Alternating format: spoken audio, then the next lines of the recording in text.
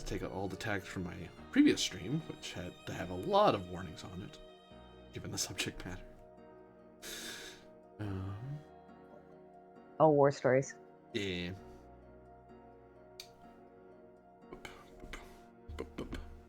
Good game, that. Oh. Post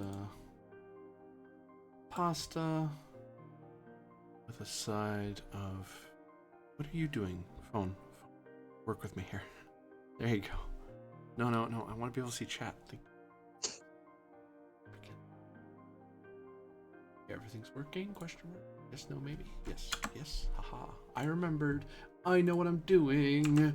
Hello, everyone. I'm AD Springer, also known as Corbidian. This is the Electric Metropolis video game tour, and today we'll be doing another episode of Fabula Ultima, the castle that would pierce the horizon. And let's get straight into it. In the mountain's cradle, where flame takes breath. Thank you for the posture check. In the mountain's cradle, where flame takes breath, lies the path of ashes, the trial of death. The stones speak whispers, the fire hums deep, where dreams are forged and secrets keep. A crown of laurel, a burden to bear, guides the bold through the molten air. A shadow walks where the flame doth seethe, a spark of hope in the dragon's sheath. 6 tongues of fire, their truths untold, guard the way with their secrets old. 2 that ignite, 2 that douse, the keys to open the mountain's house. The beast that waits, a blazing hymn, a heart of wrath in the cavern grim. Its roars the storm, its breath the gale, its eyes foretell a hero's tale. Yet not all shadows walk in light. Some are born of greed and spite. The pale hands grasp, the dagger hides. Ambition burns where honor abides. In the depths, a pact must form, a dance with fire, a battle with storm. The voice of the pilgrim, the hearts of the brave, sing a hymn to the mountain's grave. Where flames will temper and stones will break, and choices made for the mountain's sake. Will fire be friend or fury untamed? The answer lies where fate is claimed. Beware, O wanderer, the paths you tread, for shadows linger where heroes bled. The sanctum waits with its fiery crown, to lift the worthy or strike them down.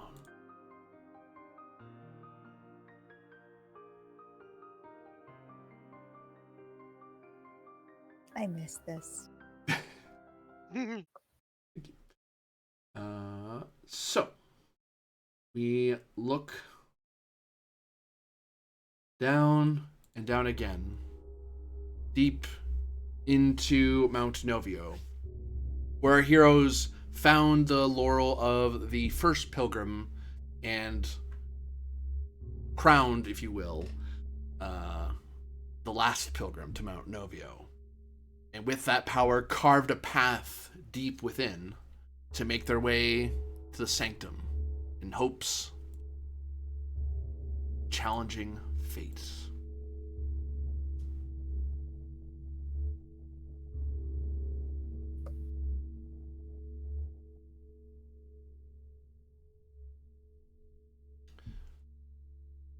The path takes not very long at all, but it does bring you through grand caverns shimmering with radiant light, an unnatural carving where at the very end wreaths of flame ring what appears to be some massive dragon who has slept through the torrent of flame that Lucius unleashed, and it seems he's undisturbed by the blast, and it would have taken you some time to get here as you walked through the cavern. But here he sits, sleeping, with the walls aflame and the walls on either side of you alight, and the chamber of the dragon aflame. There is a light Faint moonlight is shimmering down into the chamber, high up. Presumably, he must fly straight up out and then come back down into this pit, into this cave of his.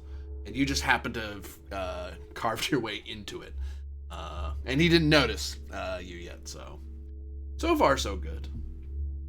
There is more path beyond, but at present, you have your current problem. What doth you do? Oh my.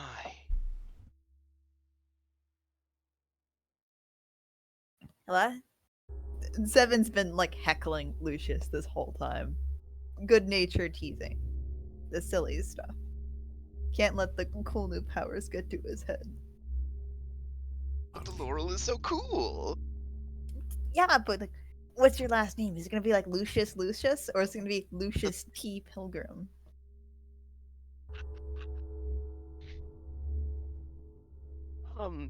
For now we'll keep it at Lucius.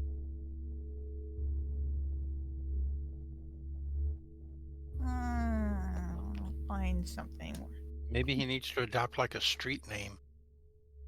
You know, something that will give him cred with the other lowborn. L-Dog. Exactly. Oh, honey. Uh-oh. I see a dragon. Well, it might be a dragon. Is that Let me go Zenit? talk to it. Is that Zenit right there? As a huge pile of zenith and treasures and gems that it sleeps no. upon. 7, that's not a good idea. You won't miss a little bit. We should probably determine if it's the kind that wants to talk to us, or if it's the kind that wants to eat us first.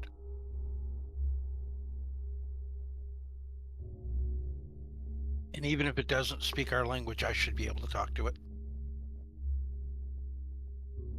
Yeah, if I give it a discerning eye, can I determine if it's a male or a female dragon? I wouldn't want to, like, misgender them when I speak to them. Give me a roll of insight. Sounds good to me.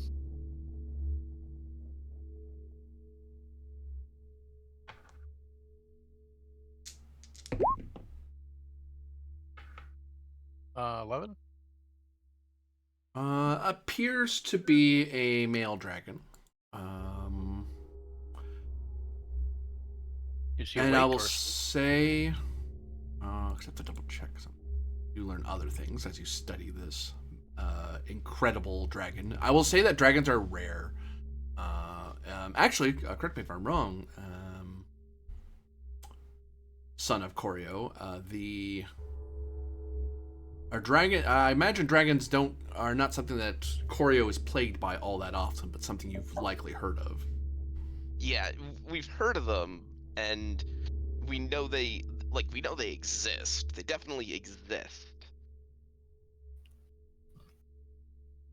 Okay, so you get 2 slots of information. You're able to determine that what you're seeing before you is no mere drake or champion of drakes. This is, in fact, a true dragon.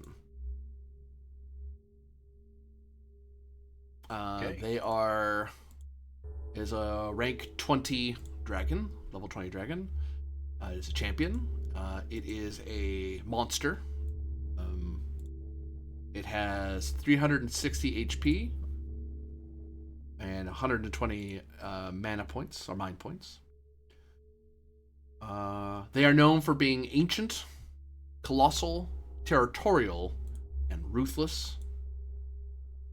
Attributes of D8s for Dex, Insight, and Willpower with a D10 in Might.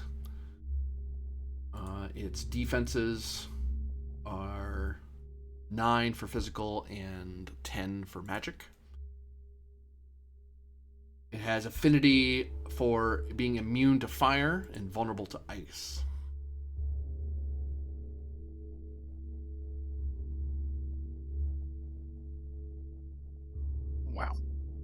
Is he awake or asleep? Um, it is pretending to be asleep with that roll. Okay, I'm going to whisper to everybody. He's suckering us in closer by pretending to be asleep. Be on your guard, everyone. And in case if he doesn't speak the human tongue, I'll step forward and speak in the tongue of the beasts. I'll growl softly to get his attention and say, "O great dragon upon your horde, I see you there. May we approach you for a parley?" The dragon turns and lumbers towards you, its wings stretching out and flexing.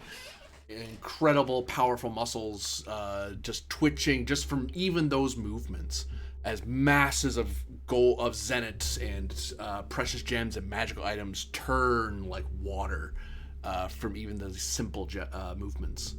Its head looms in your direction, its eyes blazing with a golden sheen, and a massive golden gem seems to radiate in its chest.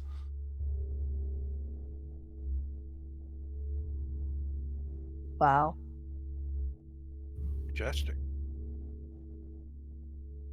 It roars out in the draconic growl. All of you, I'm gonna ask you for a test. He is that frightening. Will's gonna be part of it. Oh, do me insight, Will.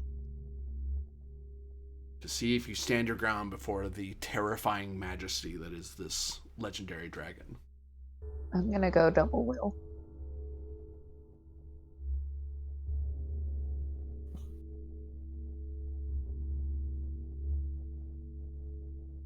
Jesus, this is more. Wow.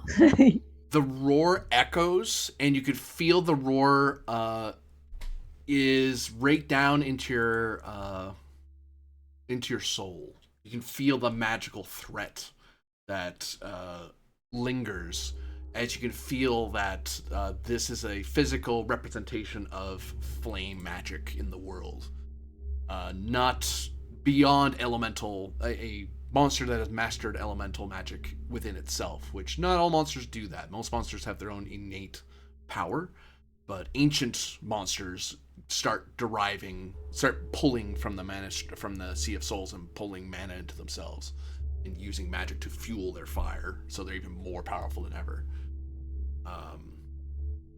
Usually monsters like this get hunted down by adventurers before they become a threat to people. There's probably Lucius, you would know that people probably disappear in the mountains, and the average person might presume it's just the mountains are dangerous or it's fire spirits from Mount Novio. You've now learned what one of the threats were.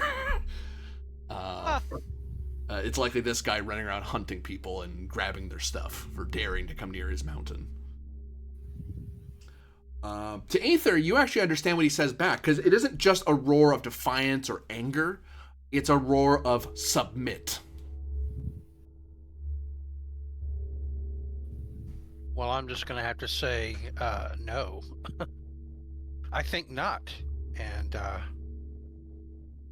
I will take out my staff and hold it in a defensive posture. I'll use my action to change it to ice. Aether? Yes? Maybe don't provoke the giant dragon. He's already dragon. provoking me. I'm just defending myself. You felt that magic behind his roar, didn't you? Yes. He growls. But also giant dragon. He growls under his breath that if you wish to submit your treasure to his pile, he'll refrain from eating your friends. Lucius, he's basically telling that if I will leave my magical items behind, he will refrain from eating the rest of you.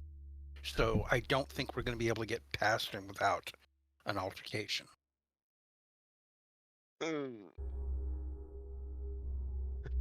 Lucius just cringes. He roars again for you to submit. Yeah. I'll turn back to him and give him what sounds like a cat going, but I'm communicating back to him that under no circumstances are any of my friends be considered kibble. Not food. Right.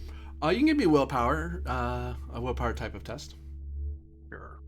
See if you can you can convince this dragon to be actually worried about you at all. I will give you +2 because you are wielding a magical artifact, so you have a reason to be scary, and he knows how powerful that is. So he knows that that thing can actually hurt. Especially since you summoned ice on purpose. It's like, okay, you know what you're doing. Yep.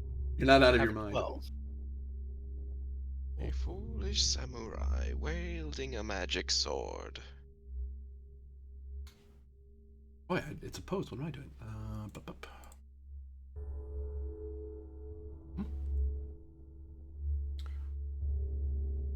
He growls and seethes. All of you can see smoke and steam emanating from the corner of its mouth as it smiles with a row upon row of razor-sharp teeth.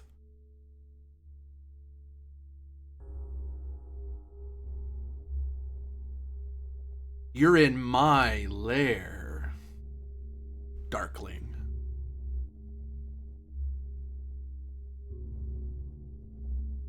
You wouldn't happen to speak the common tongue of the walking people, would you?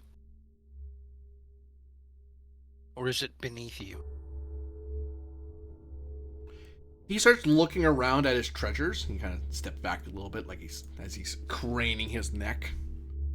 He sees he sees something in his pile, reaches a massive claw into it, and flicks it. And this glowing orb flies through the air and lands at Aether's feet. Oh.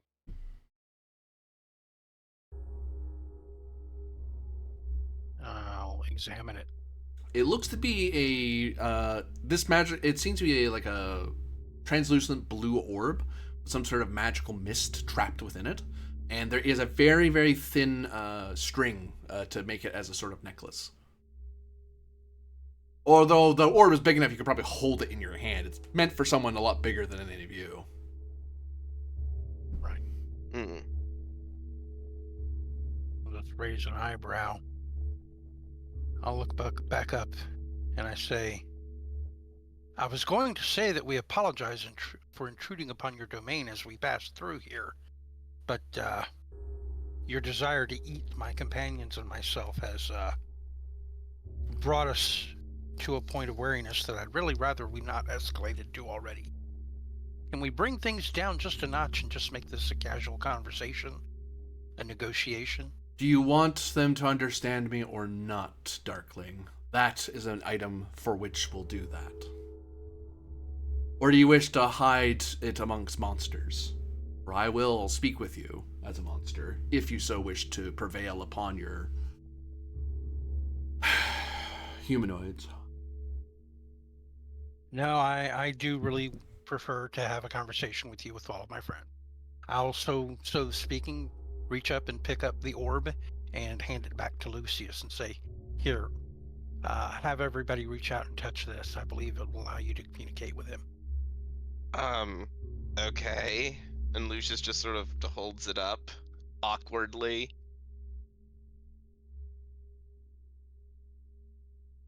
More will come over and touch it.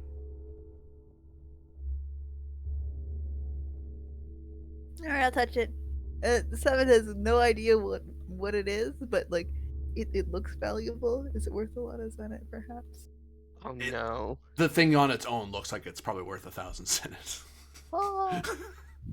Oh no. Just the material. Never mind its magic. It's a really pretty stone. And probably super rare, and it's as big as your fist. Yeah, all of you, you between the growls, you can kind of understand. You start understanding what the dragon is saying and what Aether's saying back. Oh, this was a neat trick. Love Yes, to know this how it is- works. Well, after he's passed it to everyone and everyone's starting to comprehend him, I answer back, Thank you for your magnanimous gesture of goodwill in this communication. May I have your name? I bow deeply to the dragon. I am Novio. I'm just going to turn and look at Lucius, that one. Lucius, More when you will hear him ultimately growl, you reach hear Novio even without the stone. You hear it's the growl sounds like he's probably saying it in a different way, but Novio translates. He says Novio, but it translates into your heads as the Ember shadow.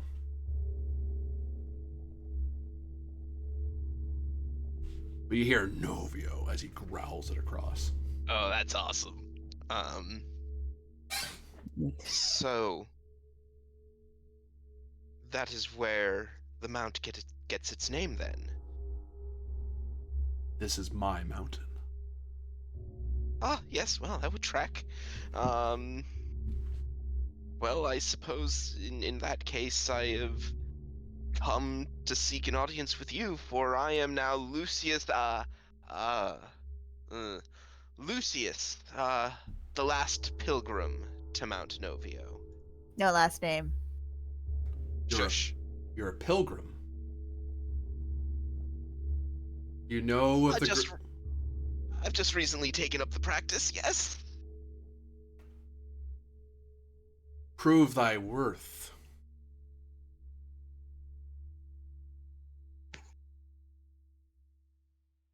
How would he do that? Pilgrim would know the way. Yes, Lucius, you must know the way, don't you? I'm just Well, give you I eyes did. like I'm hoping you can bumble through this. Well, I mean, and he looks back to the path that they just finished carving here. I mean, if that's not the way, then you must be referring to something that lies ahead. He approaches. He looms closer and closer. All of you feel like at his current distance, he can reach you just from one swipe of his tail or his wing. Although Aether, you are detecting he is purposely staying just shy of getting to bite range, which in monster tongue he is staying out of arm's reach, but he is close enough to be annoying or swat you away if he thinks you're being a jerk. But he's not in killing range yet. He's getting real close though.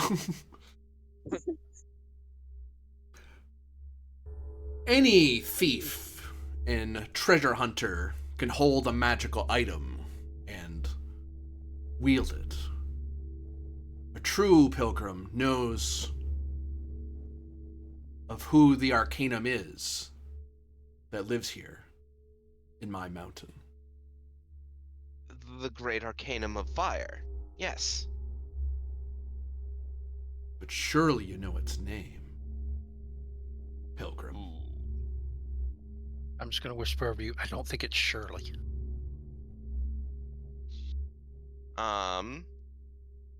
Do I have any idea across all the studies I did regarding the especially because we were able to spend a little bit of time in the something of the arcanum. Give Library me of the Arcana. insight's part of it. I'll give you +2 because you were in a place where you could have learned. You would have come across the name a couple times. So fun. Insight. With a +2, plus an additional +2 because this is an insight roll, and I get my focused on this. Can people help with that roll? Certainly can. Oh, and I forgot. cool. I should have 3 Ultima Oh dear. Oh, of course. because I forgot this could be a boss fight. So Insight. Come on. Well, I'm definitely going to Oh, help. for fuck's sake. I will try to miss How am I gonna spend my? Yeah, I would spend for that. That was a bad roll. Yeah, it was a really bad roll. Yep, I will spend it. cool. Towards the identity, last pilgrim of Mount Novio. Yep. Seems obvious that was Yeah. And I'm gonna re-roll both of those because, geez. 1 and 2. Yeah, you Yeah. almost flubbed it completely and to make it unrollable. There we go. So that's I will attempt to assist. okay. So that becomes 15, 16, Yeah, I'm helpful. Oh, 17. 17. 15. Yeah, it's in the Ballad of the Eternal Inferno. It's the somewhat famous song about Novio. Oh, it's the one from the week before. Oh, God, I should have just checked that. Oh, Yeah. Korean? Yep, the great Pyrian. and ancient Pyrian. The wrathful spark.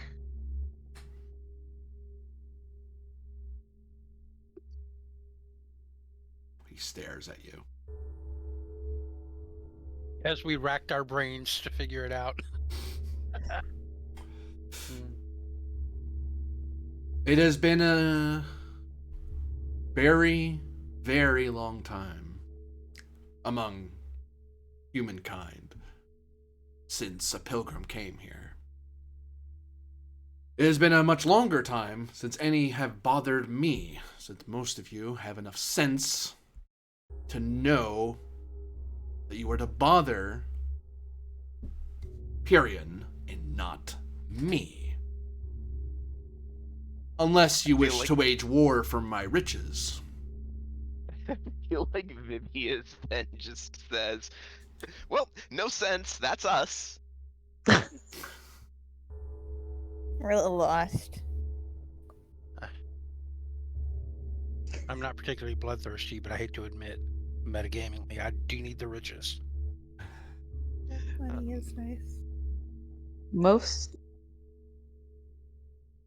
We come to seek out Pyrian because there are those who I once considered close to me who would seek to do it harm.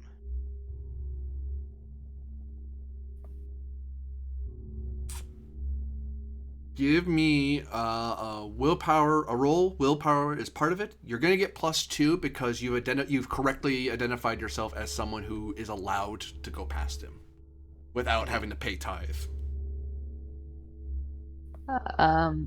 Can I attempt to assist? You certainly can. Yay.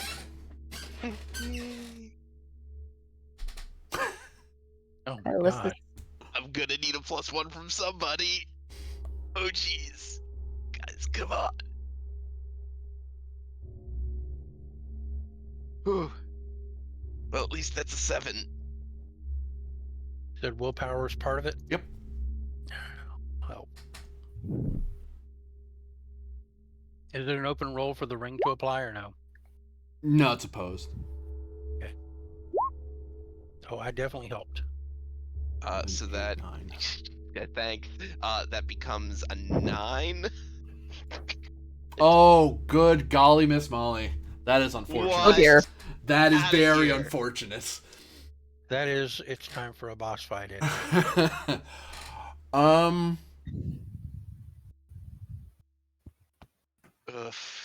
Or he's going to demand us to each leave an item for him or something to pass. I have to look at the opportunities. I haven't done this in a bit. I usually don't roll doubles.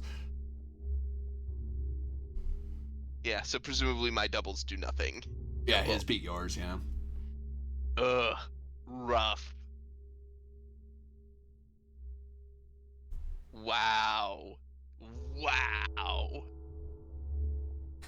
I can feel them clocks moving against us. Cut over to Even the now. map. Oh no.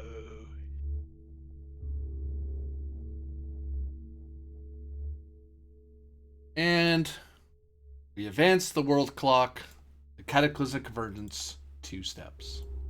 Oh god. Oh boy. Womp womp. Well, at least we can turn that back with other stuff. Sure. Sure. The cataclysmic convergence beckons while you waste time with your petty republic affairs. One sees a sorcerer king's staff, but no sorcerer king. A pilgrim still scratching at the very feet of thy savior. I am tempted to eat you, Pilgrim. I am tempted to rip that laurel from your head and add it to my treasure. But only for my love of Pyrion and all that he's given me. Are you still alive right now? Because in time, the cataclysmic convergence will come for the countless realms and wash you from the face of the world, and I will remain, laughing as everything you hold dear is destroyed.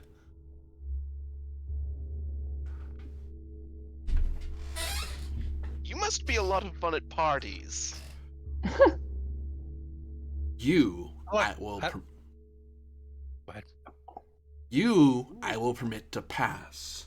The others are not pilgrims. They are your retinue, your entourage, your fellow friends, or whatever you want to call them. But I will demand my due for disturbing my lair. I'd like to step forward, holding my staff between us, of course. I say, you say that you will still be here awful confidently. For one who has not considered that we could lay you to rest permanently ourselves, if we so choose. Ixnay. Give it to the Darkling to resort to violence. But I applaud you for answering the call of your true nature. If you wish to take it from me, Darkling, you can certainly try. Or you can spare your lives by recognizing my power and pay me my due.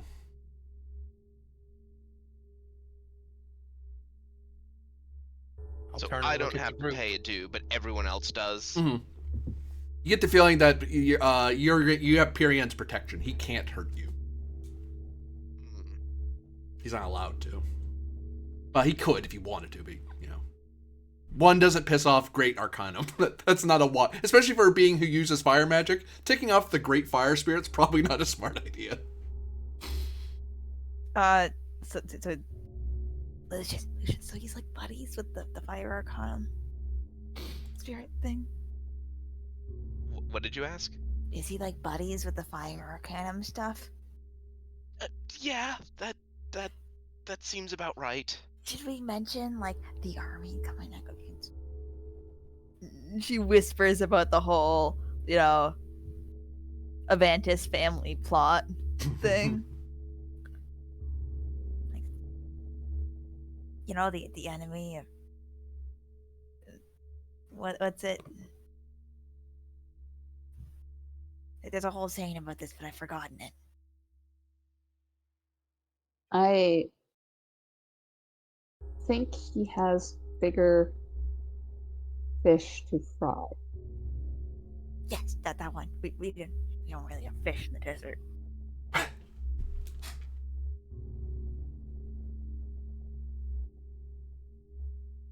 I'll note with that roll, the dragon doesn't seem to be overhearing your whispering.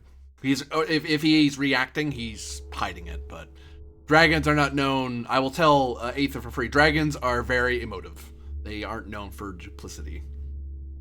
Because they don't need to bother. They're so powerful they can just take what they want. So why lie At if least you don't have dragons to? like this are. Dragons of this power are, at least. A subtle dragon is a cart flying through the village in. Yeah. So you care for Pyrion? I will ask him. Of course I do. From Pyrion does all dragon breath derive. I am surprised then that you lie here in your lair while an army marches on. I've seen no army in my flight. Do not think to deceive me, Farlander. I don't. I am quite honest. Give me willpower. Try to convince him. This isn't opposed. This is just this is just hitting a target number. Because you're not lying to him. You're telling him the truth. 10 will do it. Okay. I am honest in my dealings. What army? Whose banner? You can't possibly mean those wandering adventurers who throw themselves upon Fire Spirit and Chasm. No, that's just like the scouts. We've been running from the main army for the last few weeks. I mean, when we heard about this, like, he straight up ditched his last name. Lucius just winces. What army do you speak of? Doesn't it start with an A? That would be the House of Avantis. He looks like he's about to say my family, Yeah. but he stops himself. The Avantises? The orators and commanders may have finally found their ambition. He sits back a little bit. The coin, the various zenith and gems just ripple just from him sitting down. He kind of looks up and away from you.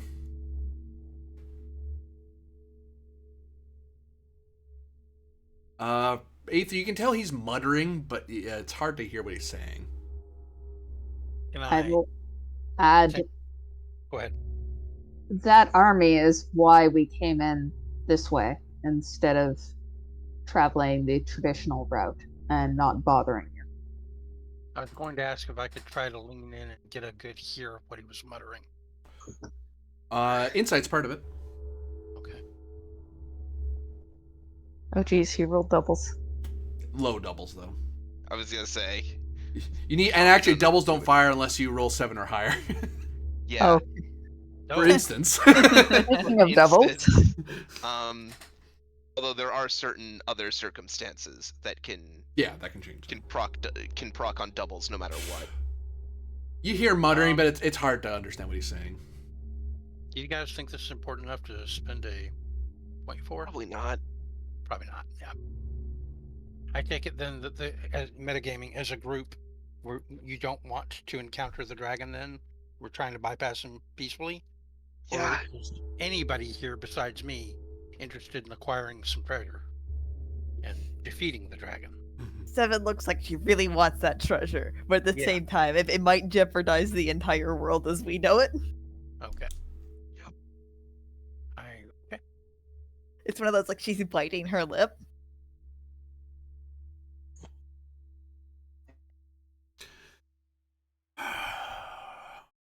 He looks back down at you guys.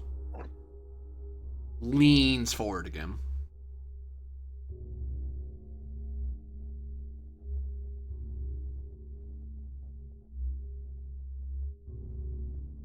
Are you inciting me to put this army to flame? I will gladly do so if you tell me which way they'll come. Any that threaten Perion deserve death. I do not know from precisely the exact direction they will approach. They may march their army from the south, from either the southeast, or attempt across straight east. I could not rightly say. All I can say for certain is that we did not encounter them upon our route here.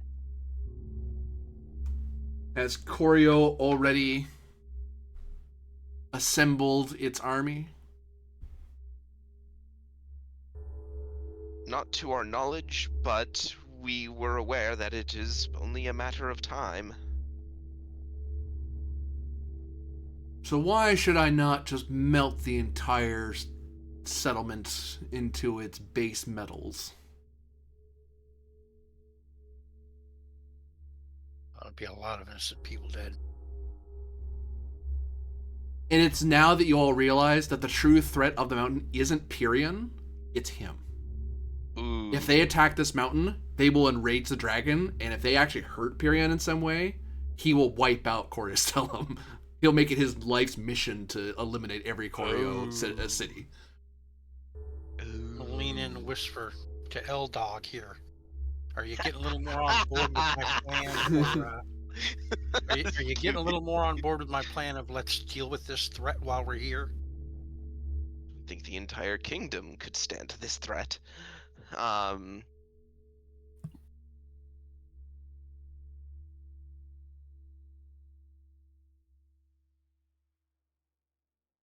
simply just takes in a breath.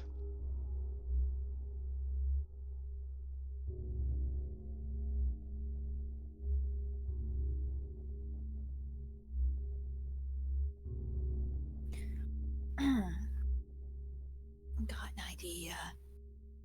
But I will say as such that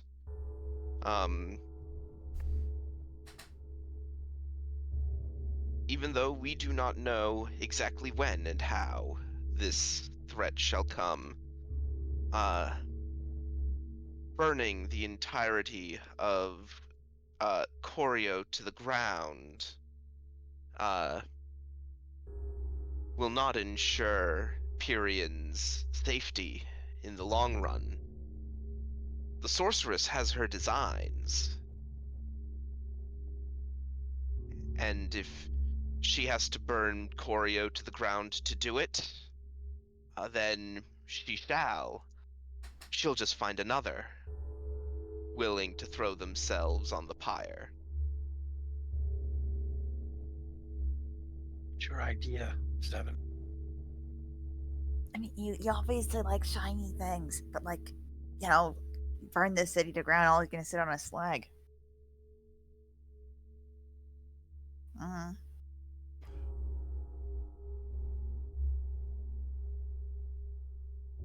The sorceress Morwenna is a human inhuman. Her hungers are as vast as a mana flow of darkness itself. She and I will fight, as all elements do, clashing. If any other kingdom, fiefdom, or sultanate, or khanate marches upon my mountain, then they too will burn.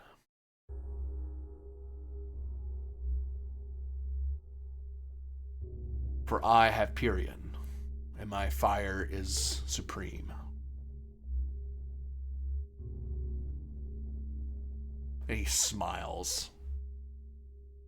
Fire starting to, you can see flames starting to burn up in the back of his throat. And he just kind of, Aether, in beast language, he's basically, it's like that thing where samurai kind of pop their sword slightly out of the sheath, but not drawing it. Sure. It's like a not very veiled threat. Yeah. I'm just going to lean in and say, you might want to just ask him what he would demand of us before we pass, so we can decide if we're going to do this or not. And what would you have of my companions?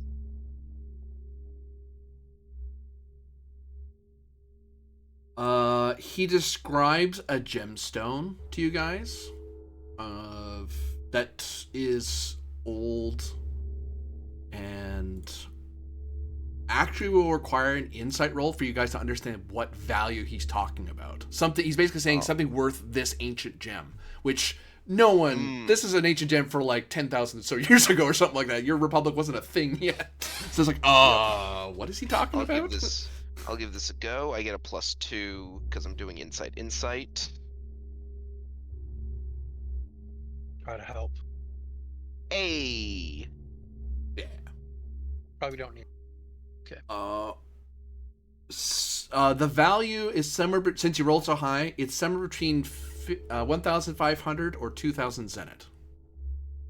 He won't know the difference, but somewhere in that range. Because the value's changed with time, so it's hard to tell what it's worth now. But anywhere in there, he'll be happy. What was the low end of that? 1,500. Okay. Is that per person? Yes. Oh. Ooh. I cannot afford that. I'm sorry. I can't afford that. I mean, I could afford that, but it would be everything I have, literally.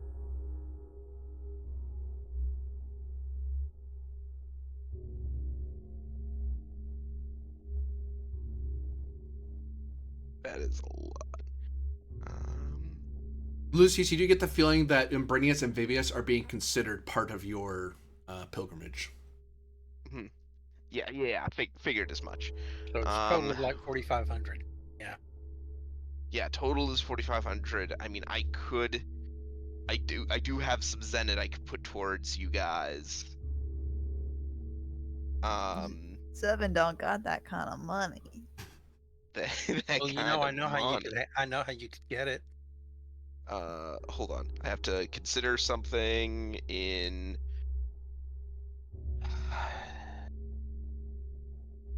Here it is. Because I note that he doesn't just have coin, he also has like various artifacts. Yep. Right? Oh yeah. So he would also consider artifacts towards going to that. Easily, yeah. Artifacts usually are priceless. They if you give someone an artifact, they're almost always happy to have it. Okay. In which case, I am more than willing to part with my tactician's diadem, which is worth 800 Zenith. What about the scrolls of ice that we found? The ones written in ancient Koryo. You were gonna translate them at some point. Might want to hold on to those because we don't know what they do yet. Fair.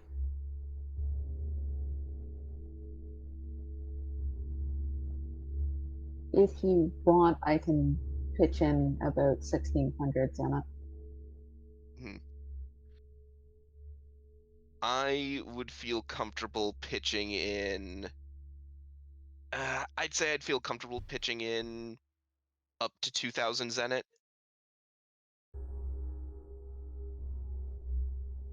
Where does that put us? 3,500. Boy. And then. Well, 3,600. Yeah, 3,600. Well, so if I pump in 2,000 and then do my throw in my tactician's diadem on top of that, so that's 2,800 from me. How much from you more? 1,662 is what I can give. And it would be all Zenith, because I have no spare gear of significant value. Oh yeah, everyone take a look at your equipment and gear and see if anyone has anything extra. I got some extra stuff I've been holding on. Yeah, I've got an extra shield that's useless now. Yeah, because he'll take items. There's all kinds of stuff in his treasure hoard. You're probably not the first people he's demanded tithes from. Or just killed and took their shit. Yeah. Feel bad for the merchant who tried to cross the Mount Novio range and found out it's impassable, not just because it's oh god mountain range. Also, there's a dragon that'll take all your stuff. Yep. Do you think he'd like fireworks? Probably. I got a whole crate of fireworks in my bag for some reason. Because from what I'm understanding, we need to hit 4,500. Right. I don't know what its value is, but I have an ancient runic ice shield here, which gives vulnerability to fire, resistance to ice, which I absolutely will not equip while we're here. That's about 1,500 right there on its own. It's pretty expensive. Yeah. Oh, so are you just gonna trade that in? Well, I mean, I'm just gonna go ahead and say it out there. I feel like we should kill this mother and take his shit instead. That's what I think we should do. But if you guys, as a group, are intent on this course, then I will follow the group. Yeah, I think it's just a really bad idea, because... Yeah, the army is marching on this place, and having someone who's at least neutral means that it's one more piece we have against the army. Fair enough. I agree. Not to mention... I'll throw in the shield then. And not to mention, this thing seems confident that it could wreck entire cities. Enemy of my So, enemy. Right, I got it. That's it. I'd throw in the shield. So All that's 1,500 off. I got I'll a cursed toss in tuning my fork. 1600. Tossing in your 1,600. That leaves us needing 1,400. I will toss in my tactician's diadem. You don't. That I brings us have down to money. 600. Huh? I can spare about 1,000. It'll put me dangerously low, but I can do that. I'll throw. You know what? Fine. I'll throw in 300 of my own Zenit to you. So if you can spare 300 Zenit. I absolutely can. I can spare up to 1,000, like I said. Yeah, so all you need is 300 Zenit, and we'll be good. Let's just put our math down into the chat so we can keep track. Minus 300 Zenit. As she Minus- steals money from the pile. We owe him said more. You said the shield was worth 1,500, right? Yep. Okay. Yeah, none of us use shields, do we? Me. I do, but I have my own shield that's pretty good. If I remember correctly. I might have something I can sell instead of the shield in the event you want that shield, because I don't think any of us wear it helmets. may be important in the future, but I don't need it now. That's for sure. Also, I already erased it off my character sheet, so we're good. Like I took No, there it was. It was the Yeah. I have the insightful runic shield that makes me immune to dazed. I think between all of that, we're good. I think that does it, if my math is decent. Yeah. So I will wipe the tactician's diadem from my sheet. So you guys push all this Zenit and items ahead. Hmm. Mm-hmm. He reaches out a one of his claws out, and then he just scoops it. He scoops all your stuff and coin into his pile, and then starts shoving it a bit deeper in, so you guys can't just quickly grab it and run away. You can grab something else, but you're not getting your stuff back without digging your way through the pile. Why did you sit in like a chicken? Sit in loaf style. Cat. We're gonna be taking this north passage over here then. Yeah, that seems to be the next way to go, from what you can see. And he kind of just lays back down, and he backs up a little bit. Aether, you know, that's just him making sure he's completely out of swing range. Like he's making it obvious he's not gonna attack you. Sure. I'm gonna whisper to the group as we're leaving. Don't draw attention to the fact that we still have this orb that allows y'all to speak to him. Let's just keep it and go. Give you Let's just keep moving. Keep moving. So, quick question. What was the name of the laurel I have now? The Laurel of the First Pilgrim. That's what I thought. And he makes no attempt to get the stone from you. He genuinely doesn't care that you have it. He probably has like more than one of those. It's probably worth money. It's a minor artifact he just gave you, and he doesn't care. He's like, yeah, sure, whatever. You can have that. Well, I mean, he's clearly got generational wealth. Yeah. These So, generational wealth. He's just sitting like there's like a giant egg carton, and it's just full of these orbs. yeah, it's the wealth of generations is his bed. Yeah, it's generational wealth. It's not his generations. And I'm going to remove 3 Ultima, as you have refrained from awakening an ancient threat. Hooray! Yay. He's not your enemy for now. All that cost him was a small infusion of capital. Small. Large stonks. That's funny. It was small for Zoe. You see little fire spirits kind of lingering around, lighting the way ahead as you see the cavern twist and turn ahead of you. My.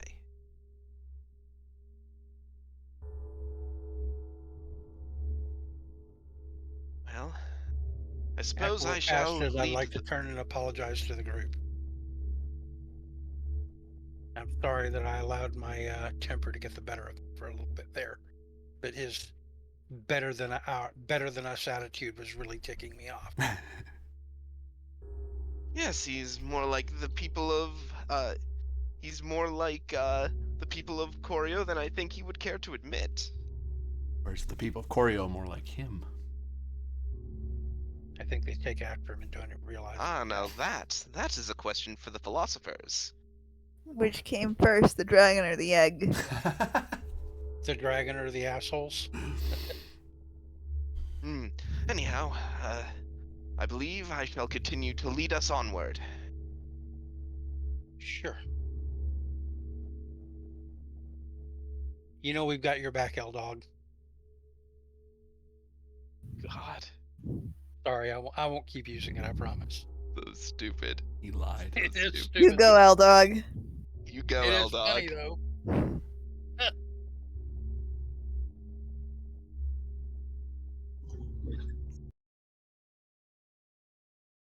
Definitely gives you that air of street cred you lacked before.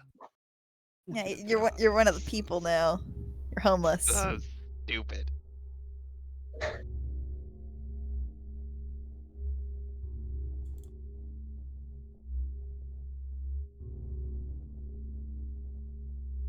Well, I mean, you're young, too. We could just go with Lil L.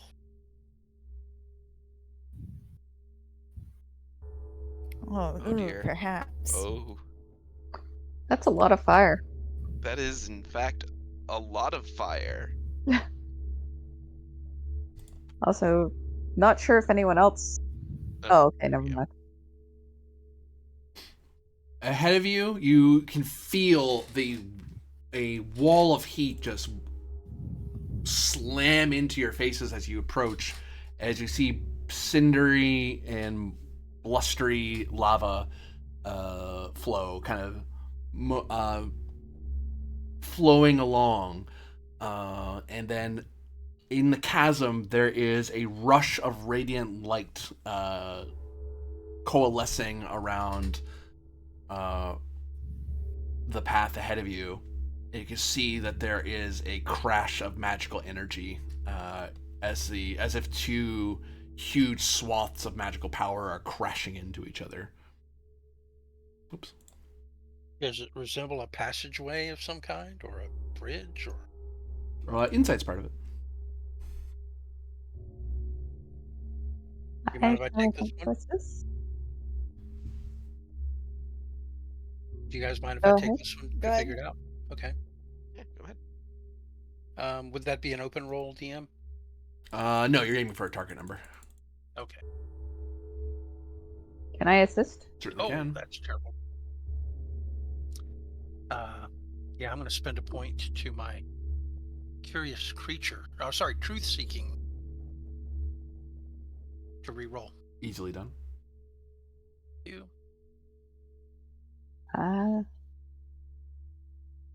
Let me That's much check more like my. You get a +1, so you're now also at 19. I got a maximum roll there. Yep. Yeah, that does look Never mind. Does you max roll count as a crit? doubles are what set off opportunities. Okay. So maximum rolls don't mean anything if your dice don't match. Okay. Yeah. I wasn't sure. So it looks like if you walk very carefully along that clash point, you in theory, with that higher roll, if you're able to focus the mana in yourself into your feet, you can sort of walk on it. In ancient times, in times where the natural magic was dominant over the high magic of today, in places of great magical power, that's how people crossed. Like, you crossed natural bridges, and sometimes natural bridges are made of magic, especially in places of high magical power, like here. Or if you lose focus, the mana will flow away from your feet, and you will become physically contact with essentially intense fire magic and radiant magic at the same time. So you'll be taking a ton. Actually, I will tell you exactly how much damage you'll take if you biff this, because you know for a fact as you think about it. Actually, I'll say that I'll even reflect back that in the Darklands there are places that are like that that are close to where the sorceress is. That's why she's so hard to get to, because you have to cross magical. She's at a nexus point where tons of magical energy goes, so it's a lot of. If you don't have a grasp of your mind very well and a strong willpower, you just get obliterated. Like creatures just get obliterated by the eddies and ebbs of magic, which she then just makes worse by her tower by subverting it. Well then, if that is correct, then I should just be able to. And Lucius starts to walk. Before you do that, because Aether might warn you of this before you try, you're looking at 60 damage. 30 of which is radiant, 30 of which is fire. Cool. I'm just going to say it looks extremely dangerous. If we have a way to protect ourselves from fire and radiant damage, it might be wise to do something about it before we go across. I got Quite. something. And as do I. And yeah, I think Lucius will just start walking. I have a question for the game master. If I choose to therioform, could I simply fly across? Certainly could. Okay, just checking. Would it be possible for me to be ready to, so that if I flub the check on crossing, then I could therioform in reaction rather than taking the damage? You would do a new check to see if you do it in time, because you would be walking along. You're basically walking on magic, and if you delay by like a half second, your foot just gets incinerated. Gotcha. All right. Well, I'll keep that in my back pocket. Lucius, I believe you're immune to fire. I believe you're immune to light. Yup. A holy light illuminates around Lucius, Vivius, and Ebrinius, and the three of them cross as if it were solid ground. Almost like that's what the first pilgrim was able to do. And be like, wow, oh, we're so it would have special. been great if they'd offered to carry one of us. Oh, bring us. Come here. Yeah, I'm trained to cross. I'm resistant to light and fire, but not immune. I will give you +2 to the roll. Because it's easy for you to focus, because you know you're probably not going to go unconscious from the damage. It'll hurt like Dickens, but... willpower's part of it, sorry. Okay. 2.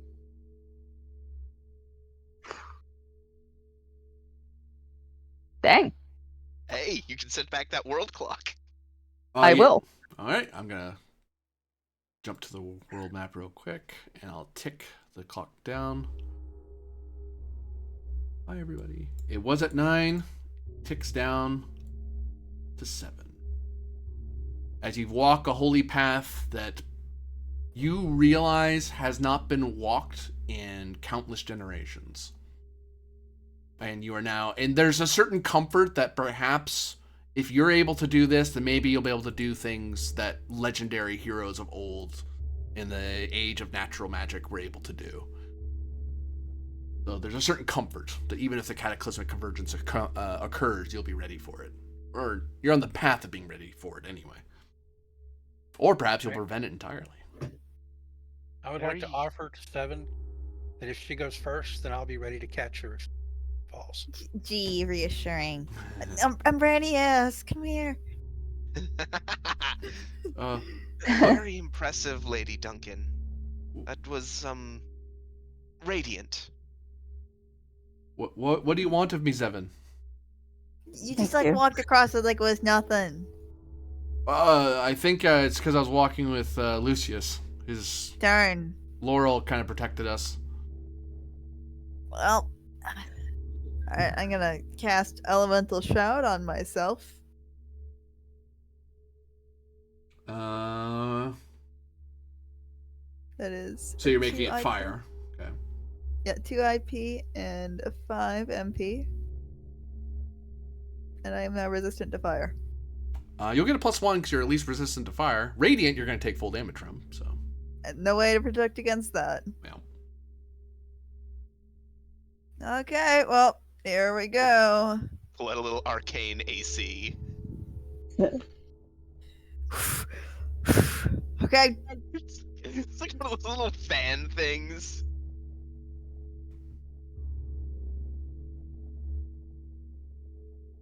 All right, what do I roll? Willpower's part of it. With +1. Power +1, you say? Yeah, yeah.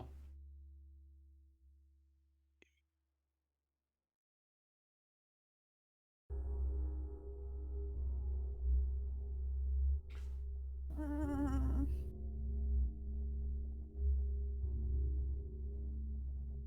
You cross and cross, and just barely make it across. Like you feel your mental shroud melt away the moment you step off, and you can feel a sudden rush of heat come after after you. You almost have to kind of run away from the bridge. Oh, sweet ground. Oh, solid ground.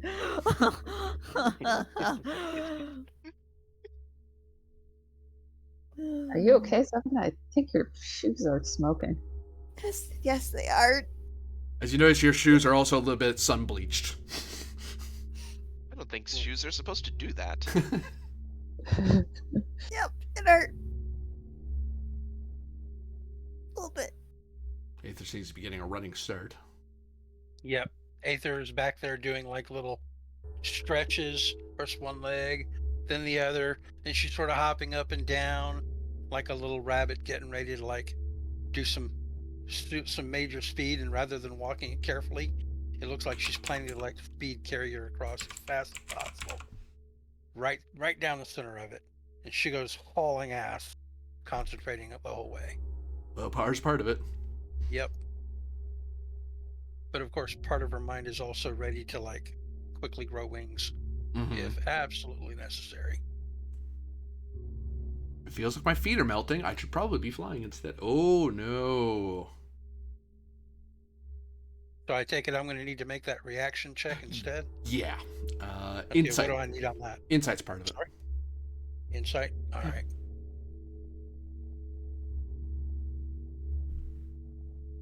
Oh, yeah. Just barely. I'm going to have to therioform. And let me check my stuff here.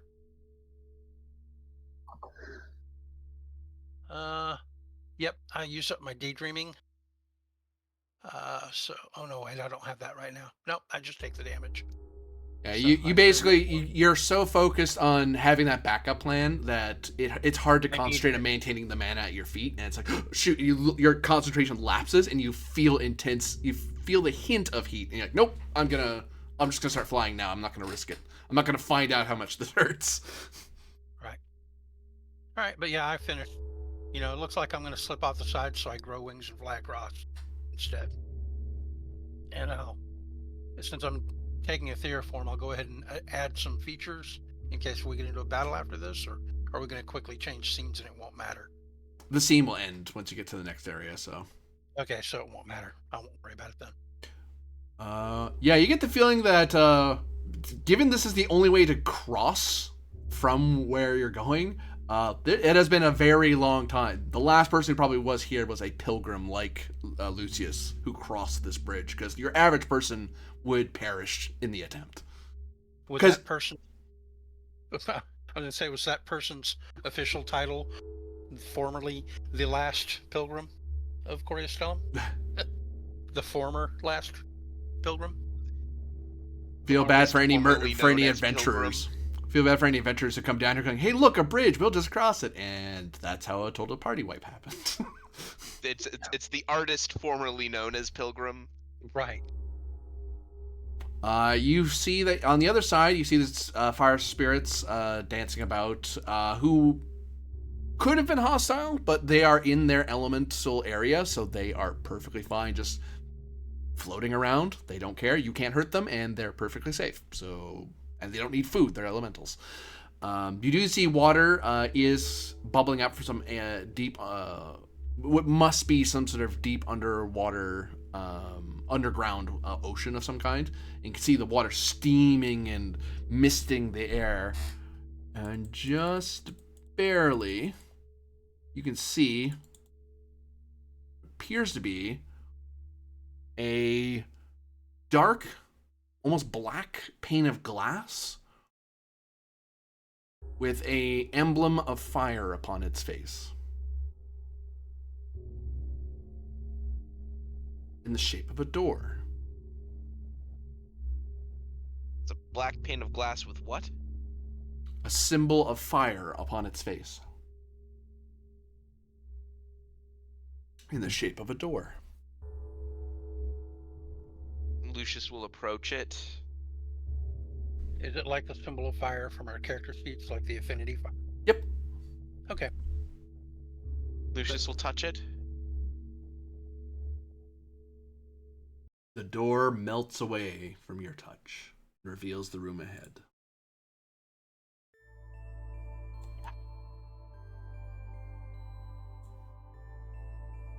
Well, will you follow this pilgrim?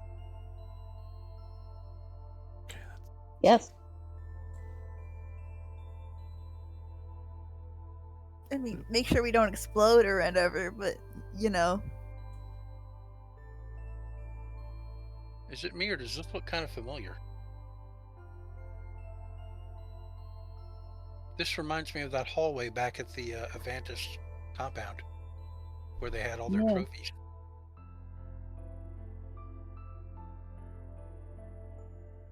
I'm gonna take a look at whatever this is. You see what appears to be a massive pillar. That is wreathed in flames. But within the pillar, past the flames, you can see there is some sort of object. Insight's part of it to figure out what it is. Sure. Since I am examining something, do I want to use that skill? That's the question.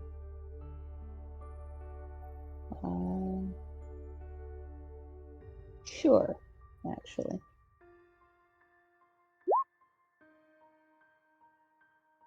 I might have heard of this.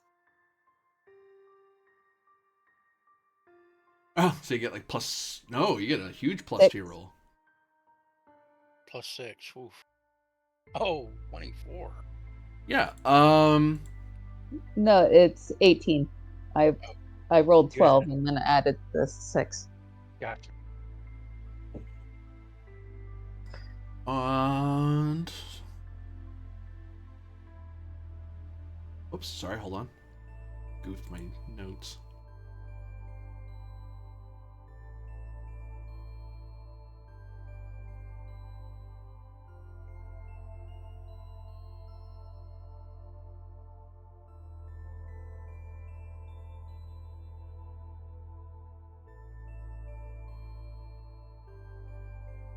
It occurs to me that if all of these pillars are just wreaths of fire, Lucius could just take all of the items safely. If he wants. So...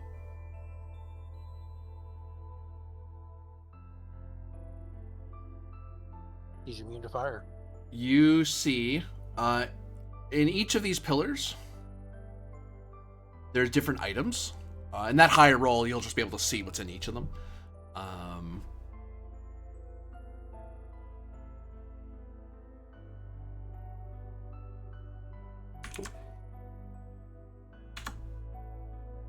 You see what appears to be a torch, some kindling, that somehow isn't set aflame, a set of bellows, an ancient lantern, an oil flask with various emblems upon it, a metal bucket, a pouch full of sand, what appears to be a candle, and a set of flint and steel. And the water skin. And a water skin, yes. Sorry. It's all fire working equipment. Yes. To be specific, working the bellows for a forge. Mm-hmm.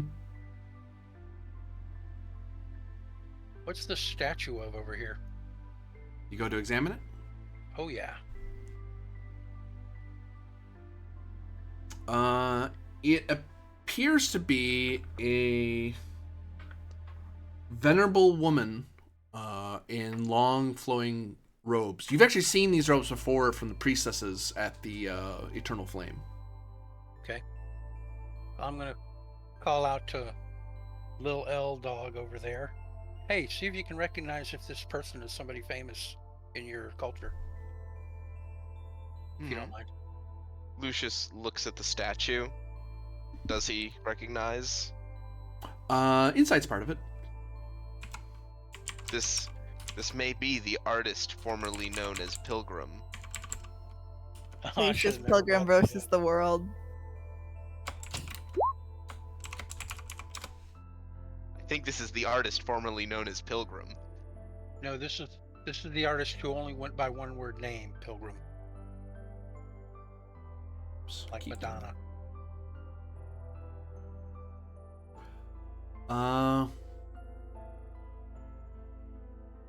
This is the founder of the first pontifex of the Eternal Flame, Emberline Orivia. She was, there was a line of pilgrims who once, in the time of the Sorcerer King, they would come up to the mountain to pay their respects to the Great Fire Spirit. But Orivia was the first common person to brave them by herself and achieve the path herself without the assistance of of sorcery. It was just faith and respect for the fire spirits and knowledge of how fire spirits were. And she brought Holy Flame into the hands of the Republic forces rather than in the Sorcerer King's forces. She is further to that. She's the that is to say as well. She is the first Master of Arcanum who was not a Sorcerer King. Most Sorcerer Kings became like really good at a sorcery class first, mastered that, then they came up here with like an army with a bunch of people. She came up here as a wanderer with a few adventurers and then became a Master Arcanist and came back as one, which was unheard of. It was thought to be impossible by Coria Stellum. Very venerated in her time in the early days of the Republic. You've seen her statue a lot more ornate and glorified and gold and gems, but this is just carved of simple stone.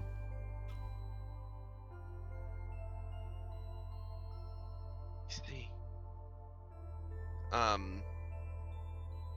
She is a very important figure. But for her statue to be presented so plainly, I believe this a place of quiet worship. And then he turns back to face this thing. You see a surely magically ensorcelled creation of walls of fire crisscrossing amongst themselves across some sort of magical plinth betwixt the two statues who hold a molten lava pouring from their grasp into the ground deep below to some unknown place.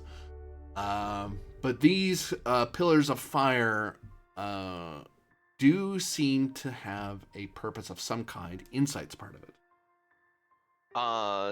My reckoning is that they're probably to be used with all of these pieces of equipment to do forging. Is my guess. Said insight's part of it. Yep. Cool.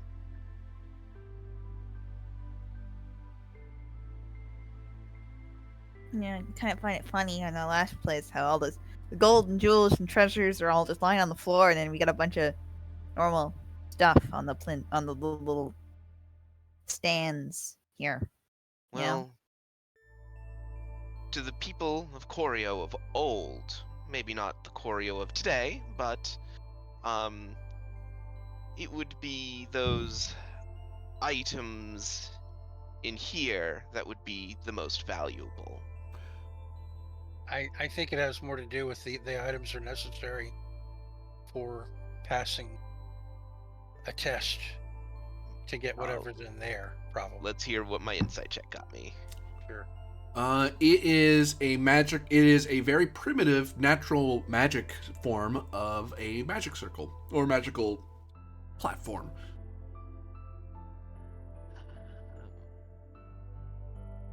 So if we step on it, it'll take us somewhere. Or it'll do something to you. You're not sure. It Hmm. looks like it would destroy you utterly with all that lava being poured on it. Isn't he immune to Indeed. fire? Can you just touch it? Yeah, he's You can totally touch it. I wonder. As Lucius steps into its space. You are wreathed in flames. You can feel the magic roaring around you. It feels very comfortably warm for you. And you find that the ground is actually, it's almost like you're walking up a pyramid. Like there's angles that are it's not flat, which was hard to see from all the flames, but you standing on it, it's like, oh, geez, you kind of have to steady yourself a bit. And then it does rise to a singular point. And you can actually see there's writing on the far wall over here. What does it say? Your mama. No. Ah, God damn. Oh man. Hey, they were. Fortunately, OGs he's back renounced his family, so he doesn't take His psychic squints damage. reads, Yo mama. Well, that was a long walk. Yeah, it's a good thing you renounced your family last That session. was a Yeah, oh, no kidding. that was a long build up. That was elaborate. You read in the Choreo Lingua and are able to there would be a roll to translate it, but you're from Choreo, so I'm not even gonna make you roll for it. It's obvious to you what it says.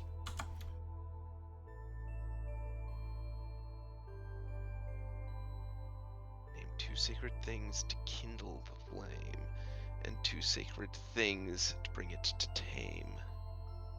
Only truth shall unlock the way. Falsehood feeds the fire's sway. Okay, so 2 sacred things to kindle the flame, that being the flint and steel And the and kindling. the kindling. Or the oil. And then to bring it to tame, I would say I think the things to bring it to tame would be the bellows and the sand pouch. What about the water skin? That would extinguish it, not so much True. tame it. That's true. Maybe Yeah. the candle and the bellows.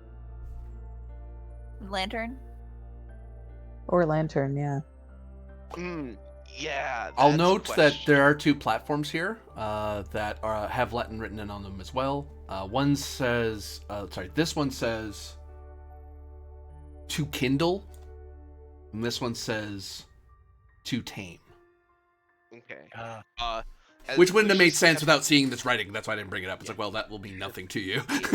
As Lucius steps off, he starts considering it. The one thing he wants to try to reason out about this, because we're pretty sure about the kindling one, we're trying to work out the tame one. Do we mean it to tame the fire that is already there, or to harness it for our own use? Because if it's to harness it for our own use, then yes, it's probably the candle and the lantern.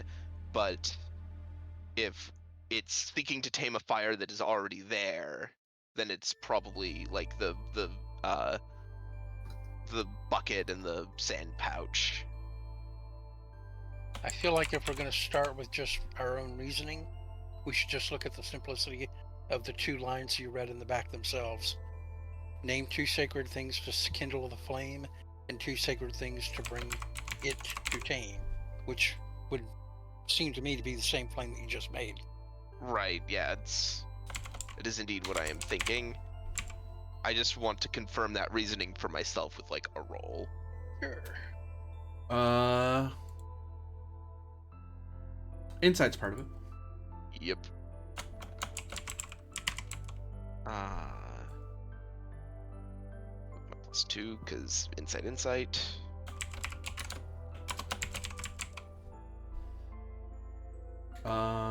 Ask your question again, just to make sure I'm not misleading you. Yeah, is it like if I've kindled the flame, am I taming the flame that I've created and like bringing that flame under control? Or am I taming it in the sense of like, I am now going to use this fire for my own purposes. You're taming the one you just created. You're keeping it under Okay. control. Okay, cool. So it's not the lantern and candle. Actually, yeah, you know, that's a way to tell. There's lantern, candle, and torch. Oh yeah. That's too many. That's too many things. Well, pretty sure the kindling and the flint and steel are the first two. Why don't we try that? Yeah.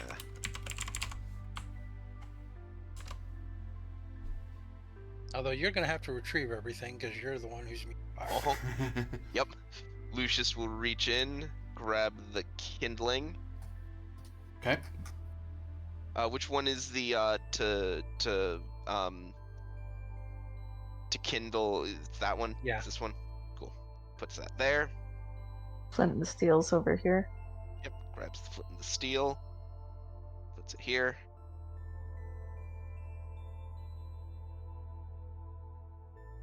The platform seems to glow as the two things are set upon the pedestal.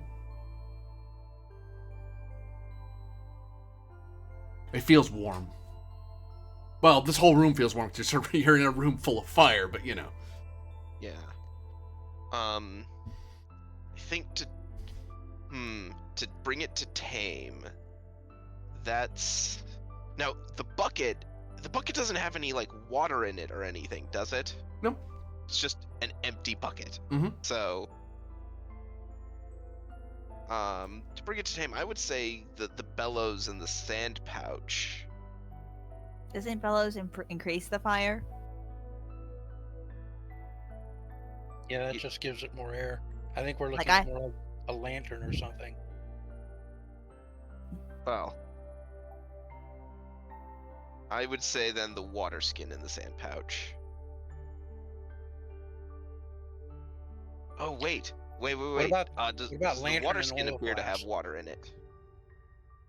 You reach in and kind of squeeze out the bag, and yeah, you feel there's water sloshing around in there. Okay, yeah. Then I'm What about thinking it? water skin in sand pouch then. Yeah. I was thinking that it might be the lantern and the oil flask. That way you can carry it in the lantern and keep it fed with oil as you need, rather than letting it go out. That was my thinking. But Yeah, we determined that it doesn't mean to claim the fire. It means we've started a fire, now we have to control it. okay. You're the boss. Gonna grab the sand pouch and the water skin. Presumably I'm able to do that with one in each hand. Dungeon Alchemist, nice map. Thank you very much. Gee, I wonder why you might say it's a nice map, because this was made in Dungeon Alchemist. That's funny. So you I grab that water skin and sand pouch? Yes. and As he's put making 'em his on. way back to the second platform, Yeah. I'm going to, stealthily make my way back towards the entrance and be ready to jump out of it in case the room flares up or something. You got this, boss. Everyone backs up. I have an eye for these things. Yeah, I can't imagine why. It's a great tool. I like using it. That platform glows and glows. All the fires get brighter and brighter. It gets hotter and hotter in the room. Anyone without a resistance to fire feels very warm and begins to sweat. It's like a sauna in here. I fluff my fur out. And those who are trying to evade damage who are near the door, I'm gonna need a dex roll. Sorry to interrupt. Enjoy your session. No, feel free to. I have a chat for a reason. You can interrupt all you like. Oops. Dex roll, huh? It buys them more time to think of ways to get out of trouble.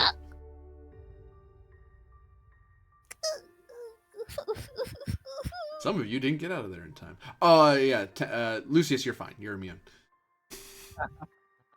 Oh, I did not. I was the one who thought of it, too.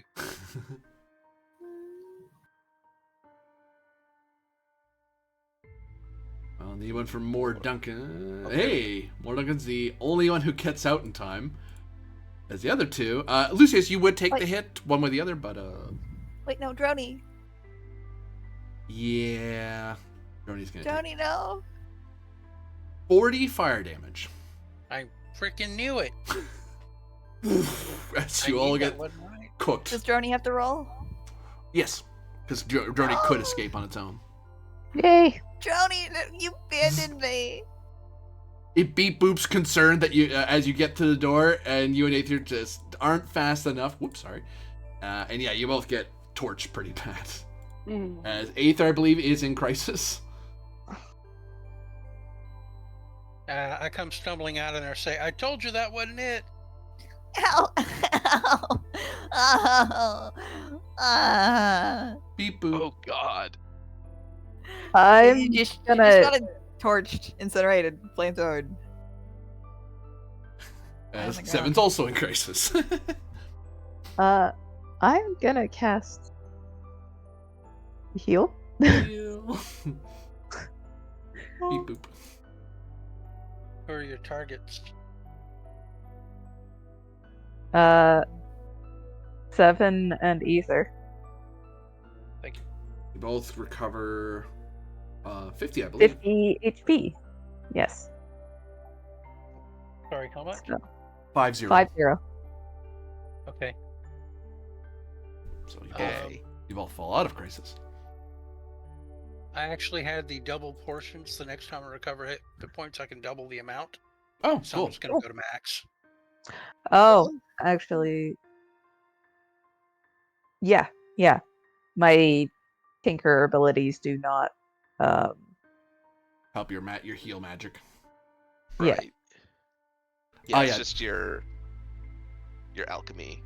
The items Oh, vanish and go back to their where they were. Lucius.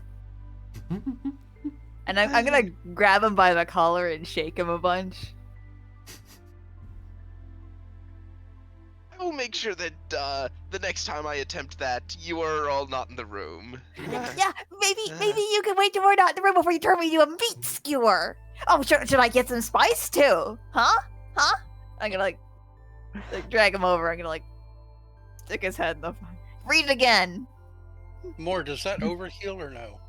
No. Okay, just checking. Read it again. Yeah, name 2 secret things to kindle the flame. I think I got those right. No, the 2 secret things to bring it to tame.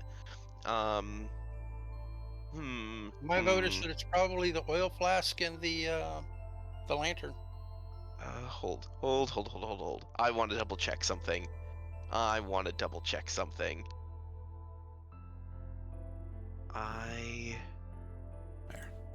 I'm just double checking the poem from today to see if there are any hints. I don't think so. Okay, worth checking. Because I know that is a time-tested Corbinian tactic of hiding a critical clue In something the poem. Googleable? So I Wow. think, yeah, I think again, I want to take a crack at figuring out what does it mean? What does it mean for that second round? Because it's 2 things to. Oh.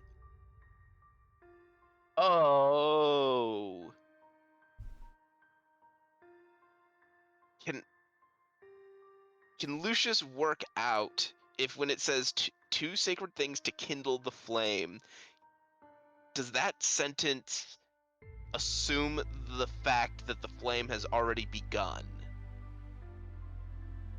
You're kindling a flame, so no. Okay, so then it is the kindling in the flint and steel then.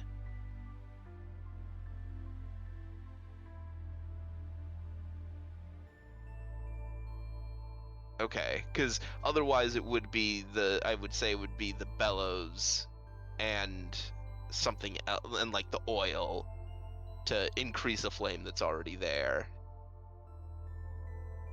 For taming it, what about candle and lantern? Yeah, we had that thought though, that because yes, that brings the fire under your control in the sense that you're using the fire for something else.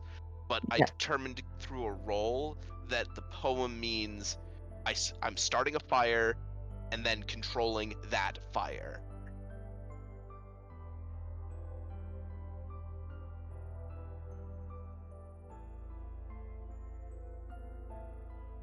And here's something I want to try and do. Mm-hmm. So I'll grab the water skin again. Okay. And I'll go and grab the bucket. Okay. Can I pour the water skin into the bucket? You don't seem to be able to unstopper the water skin. Huh. Well, that's useless, so I'll put the water skin back. Sand. You think if you did a mic check, you might be able to force the thing open. It's just that it's old. It's just kind of stuck in there. Oh, okay. Yeah, Lucius will give that a crack. Might is part of it. I'll do Dex Might because that seems fun.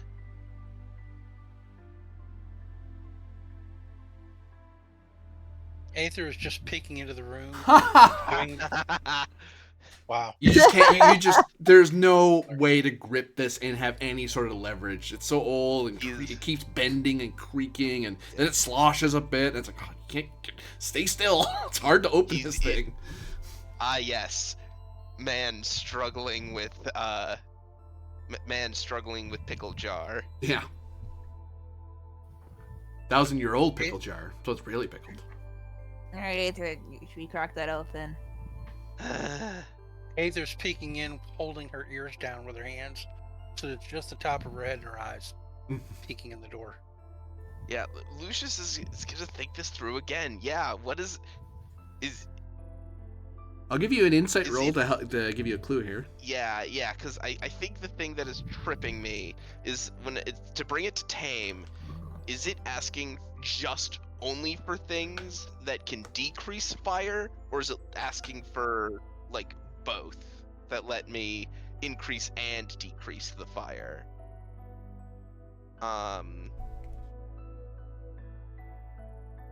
Get the 2 again. Cool. There we go. You had 3 of the 4 correct. Yeah, I'm willing to bet that it's not so.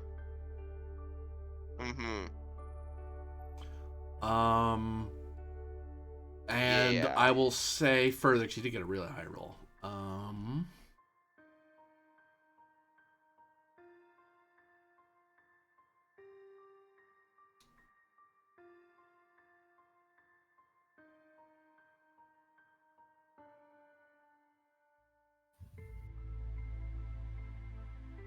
You actually retranslate it a bit in your head and think, that it is ignis accendere to light fire, and ignis restinguishere to quench a fire. So it is controlling it, but you're in an older way of saying it. They more mean to quench it in that sense. You also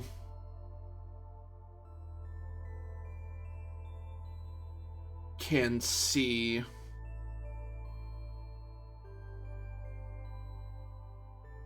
that you look at the lady, the first common arcanist, and you see that she seems to have she is dressed like a wanderer, with various adventuring gear on her person, all of it lightweight and easy to carry, with various pouches and flasks on her person. She was not a craftsperson by any means. She was a wanderer first, and became and she would have gotten past this on her own. Yes, and pouch. Because it was believed by the sorcerer kings that the items were sacred That's why it says sacred items, which, in the poem, it's somewhat being sarcastic.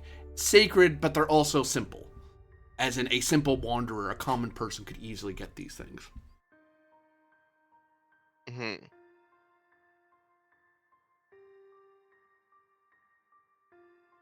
Uh, Does that sound like candle and water flask, maybe?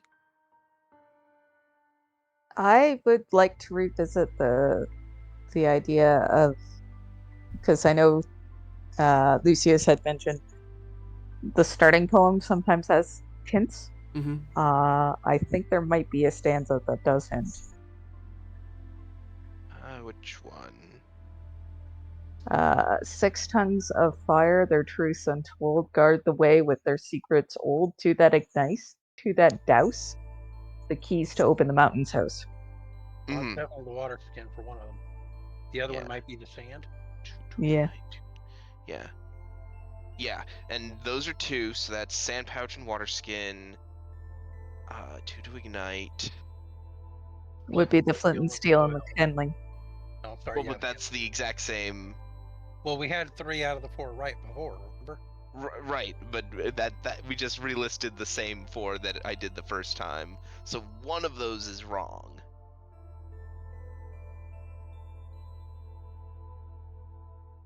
And wait.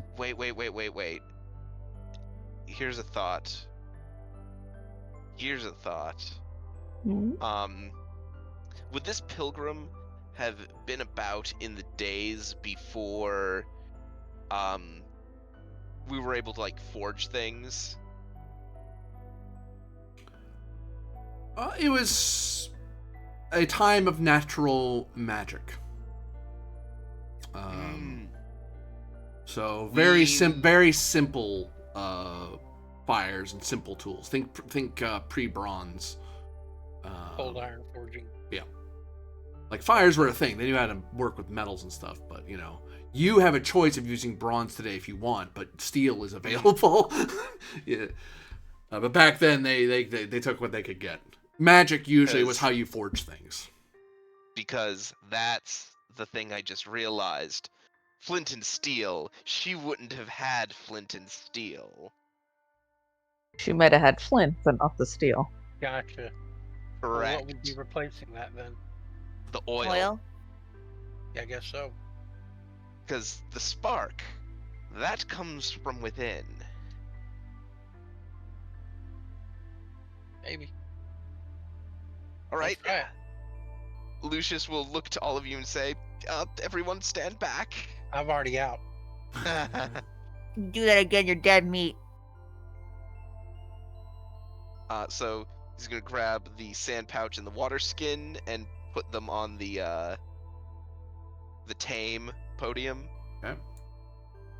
Then he's going to grab the kindling and I the think you got oil. those backwards. Oh wait, the chain. Got it. Okay, Yeah. sorry. Then You're he's going going to grab the backwards. oil flask and the kindling and put them on the kindle.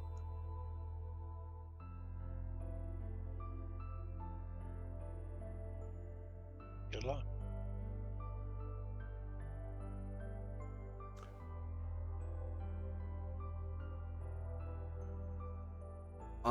Because you rolled so high, I'm gonna throw. You realize as you grab at kindling that you believe that she wouldn't be walking around with kindling. That doesn't make sense for her to walk around with. She would grab it as the need arose, but she wouldn't be walking around with it. Okay.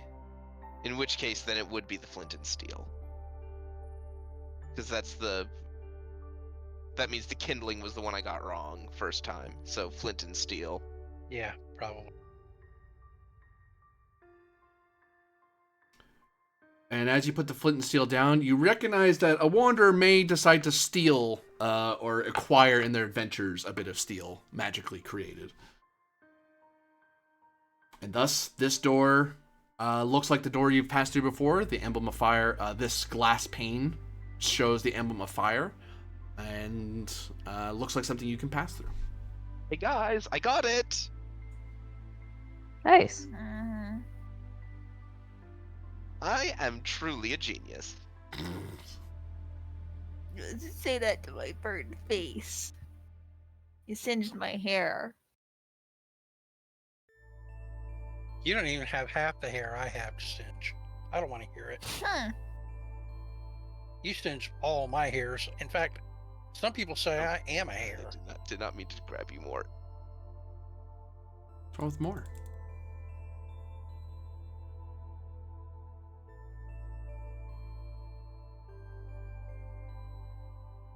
What is this stuff in the passageway around us?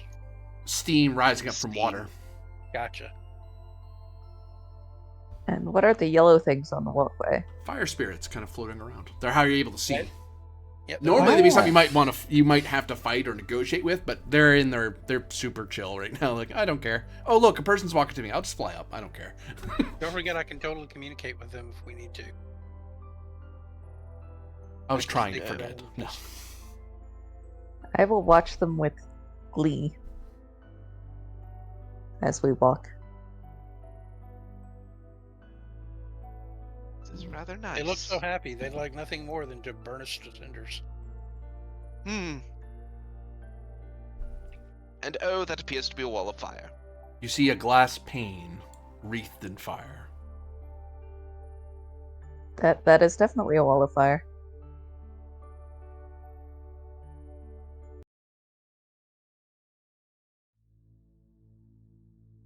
I want to stand back over here while you look at that, Lucius. Hmm. Gonna come a little closer. Does it also seem to have? It's a glass pane. Does it also seem to have the symbol on it? Yeah, seems so. Well, friends, I Do believe we this may hear be the it. ominous choir? I do hear that.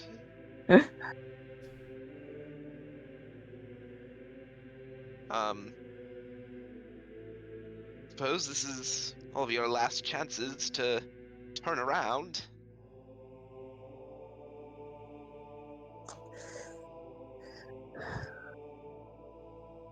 I wouldn't blame you. You think I'm going to turn around now and have to give another thing to the dragon to leave?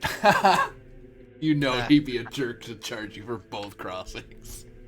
Solid. Huh. He totally would. I'm with you, Lucius. We're totally gonna die. I said that as a joke, but obviously I'm with you, yes. Well, we're all going to die someday. YOLO. Aether dies just for referencing YOLO. Goodbye. No. She said the cursed Well, word.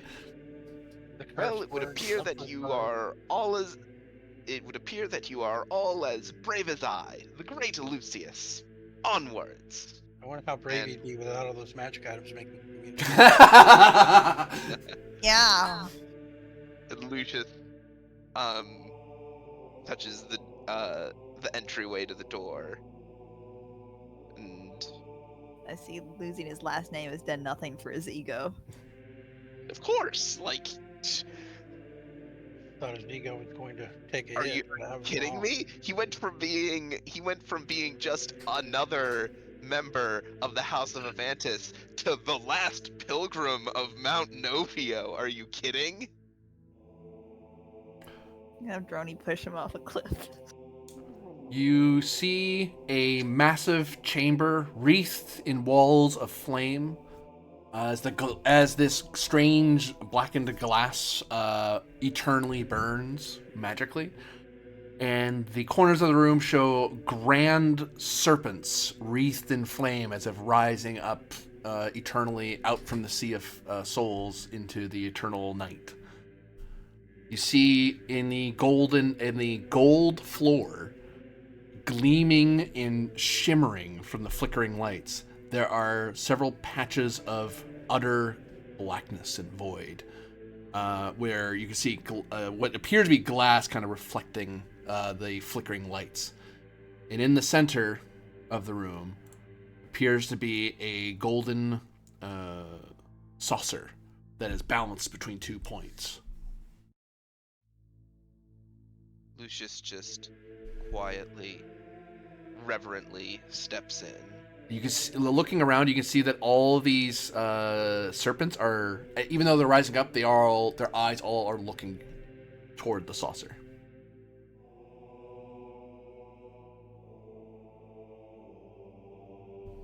Boy, he tamped down that ego fast as you walked. Amazing. He looks up at the saucer. It's about like waist high off the ground. Yeah. Tyrion? As you speak the word aloud, all the flames seem to flicker. It almost looks like a shadow of a serpent races along the walls.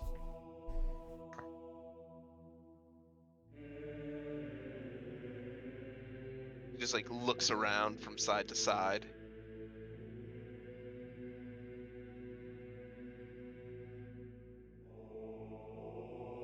I assume that you can tell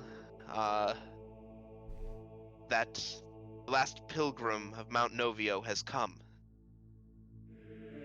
I am Lucius.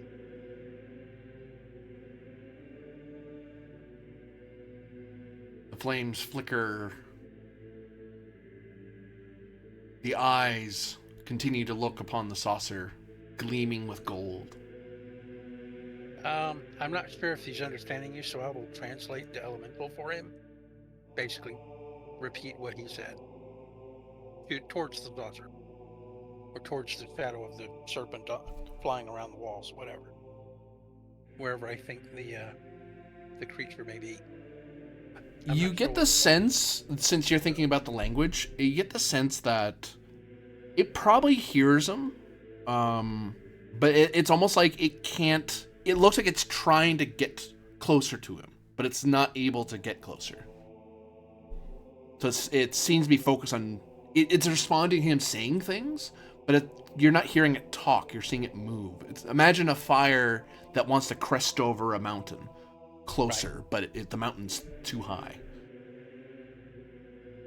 What are these? They seem to be glass panes in the middle of the gold floor, and if you look down through them, you see an eternal abyss. I think you need to get closer to the saucer, Lucius. Lucius approaches the saucer, and if nothing happens, when he is like just standing right before it, he will put his hand on the saucer. Your hand feels cool to the touch, and you can feel the flow of fire magic across the countless realms. Actually, Seven has the right idea. I'm going to go get in the hallway too. Just in case.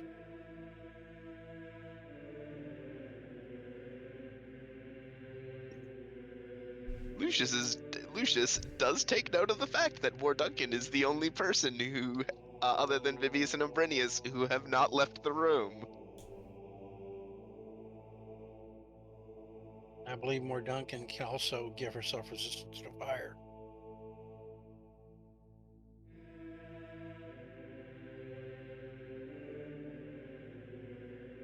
Tyrion, can you hear me? You feel Pyrian is trying to get closer to you, but they are on the other side of the veil of magic between the Sea of Souls and the living world. Does this feel like something? This saucer, does this feel like something I can like step through? You can step on top of it. Lucius will step.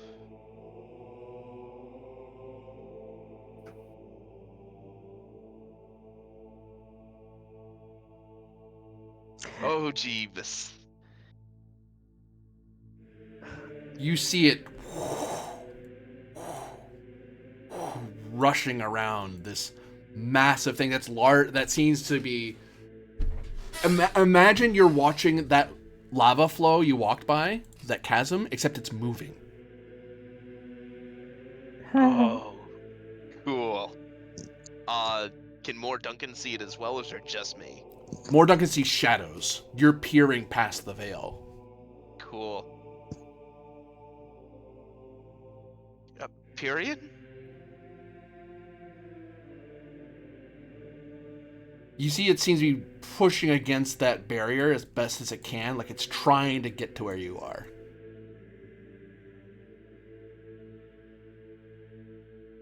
And you can see its head turn to look at you like it's waiting for you to do something. Like it's trying to do its part of something. But it's waiting for you to do your part.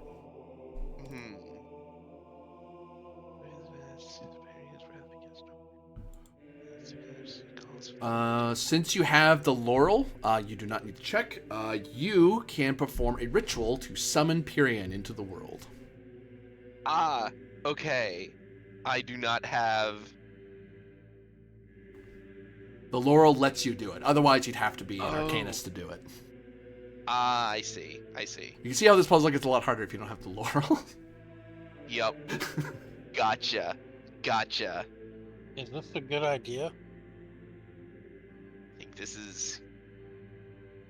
Here's the thing: if we don't do this, my brother's gonna show up and wreck it anyway. So. Okay. And this appears to be something that has been done in times past. Oh, but I don't have any. I have no Fabula.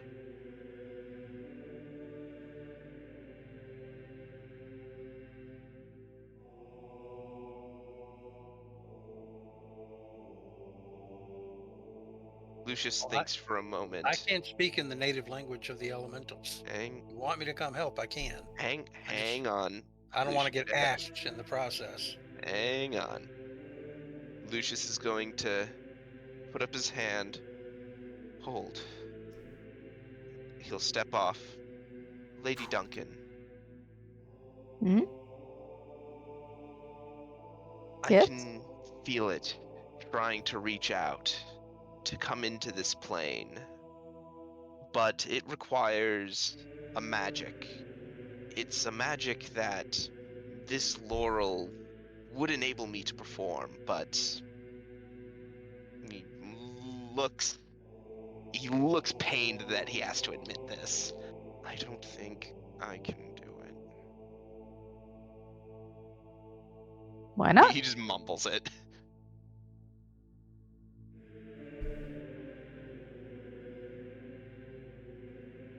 I'm not practiced enough.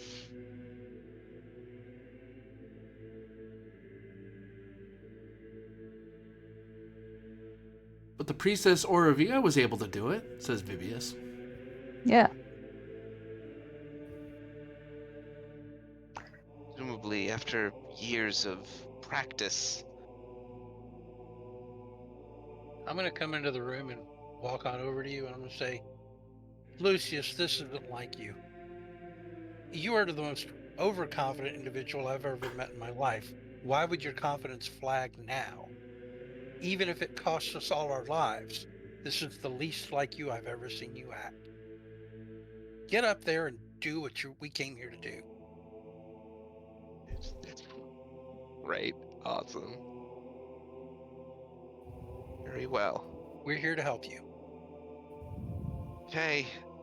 Lucius will give it a go. I only get one crack at the can at this. I have nothing with which to re-roll it. As you begin to cast, don't roll yet. As you begin to cast, you find the words coming to your lips as you begin reciting chants to summon to lower the veil between yourself and Pyrian, to summon the great arcana of fire. And that's when the rest of you hear the footsteps of armored people and shouts of anger. Shit. Shoot. I know we took brother. too long in that puzzle. I'm going to have to defend. Continue the ritual, Lucius. Yep. We'll hold them off. I got Lucius, a card with his name on it. Yes. you will note to you, you have a clock that you can work on. As you each time you attempt to do the ritual, because Pyrian is helping you, if you fail the roll, Pyrian will soak the damage and it'll be fine. It will soak the calamity. Because it's so powerful, it can't possibly be hurt. However, it does slow down you chanting. So you have to restart and do it again. But the more you work at, you can see why I have the handout in Discord. Each time you do your action, it'll be a willpower to try to advance the clock, or decrease it rather. However, that is your turn. That is your whole action because you have to concentrate on the casting. Yeah. And coming down the way.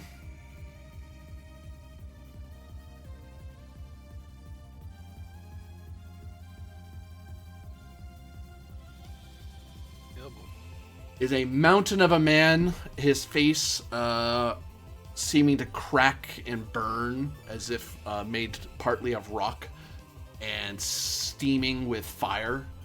His eyes glaring across from you as his and his fellows' pale armor seems to soak up seems to reflect all light from the room as if they're wearing the bones of their defeated. And you see three... You've seen various adventures. You've seen there's adventurers like the inexperienced back in the town. These three look like yourselves. These are experienced fighters and magic users who have seen and fought much.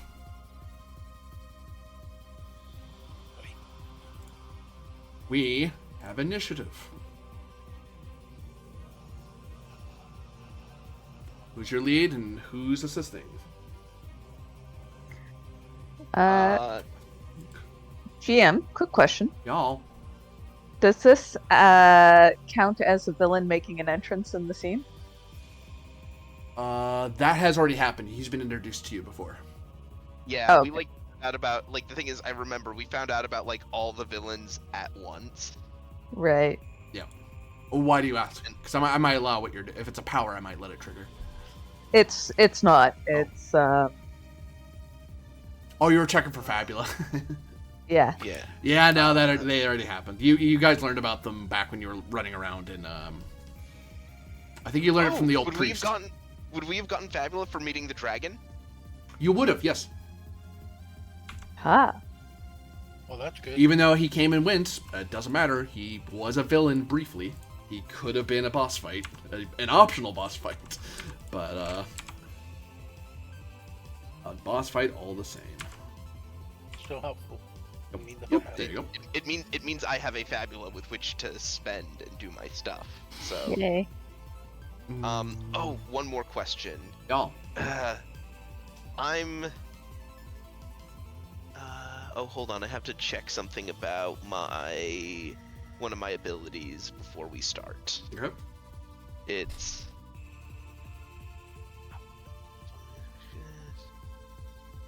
I can't see any of them, can I? Not yet, no.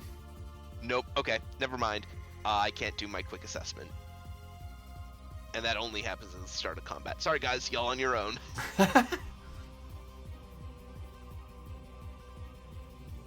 Yeah, then it's up to you guys whether you want to go first and start setting stuff up or if you want me to take a crack at the can. I think we should start with combat. Yeah. Yep. 7, are Heck 'em you the up. leader for our initiative rolls now? I'm the worst initiative, I believe, but I can try. I think I'm usually the Negative leader.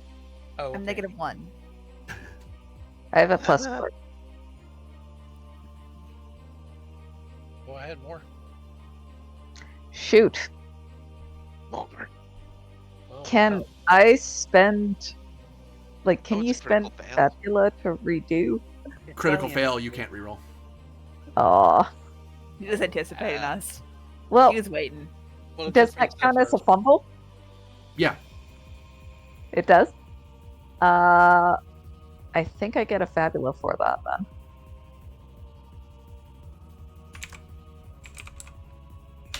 Ooh. Yes, you gain a Fabula because you fumbled. Well, it just means one of them gets to go first. No big deal. And then it'll be our turn.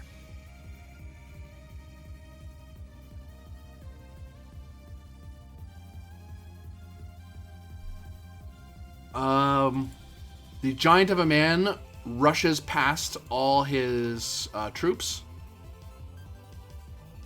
And he run. And then he just reaches back with his massive fist, and it wreaths in fire. His hand turns as hard as a rock, and he swings his massive fist at Aether. I didn't get to put on my armor first. That's gonna hurt.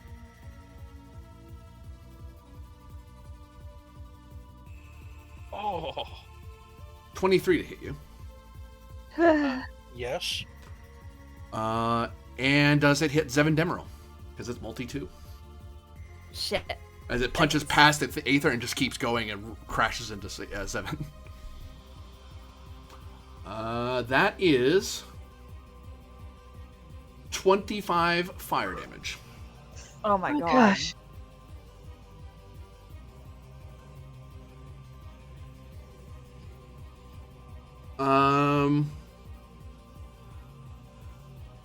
Neither of you are able to commit an attack action as your eyes are wreathed in ashes that where his fist hit you. Your eyes are burning and searing with pain.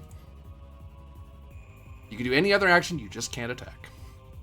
Fair enough. That lasts only for the round. Like once you have a turn, the ashes will eventually fall away from your eyes.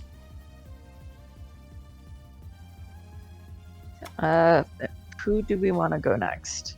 Well, if you let me go next, I'll give them a lot more targets to deal with.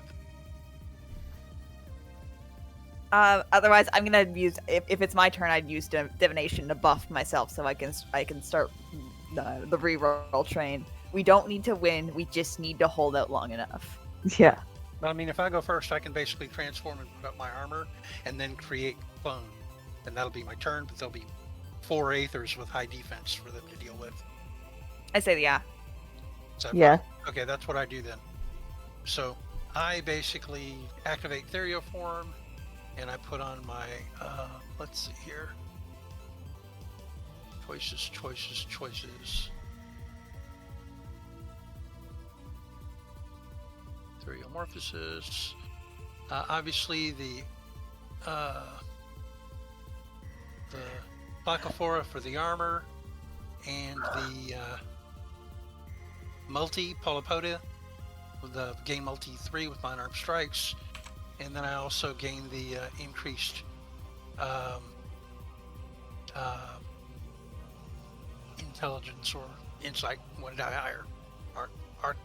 Arpactida, it's called. So those are the 3 I activate. Okay.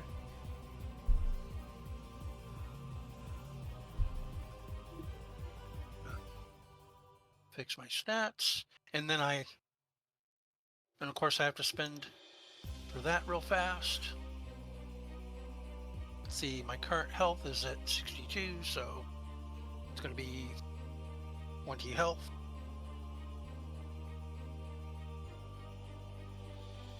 You're in crisis. And, yep. But then I cast my spell for 30 mana. Sure that's right. Yep, and I cast Clones of Light and create 3 more of me, which I believe do not come blinded. Game Master decides, I guess. They do, because you're blinded. Okay, well then, they can't attack anything this turn, but at least they're here to take hits. And they have my defense value. I'm done. They're up.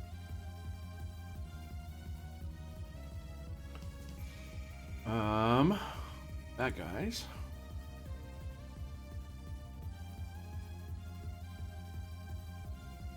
The mage runs up as he sees your strange spell, and he studies you carefully.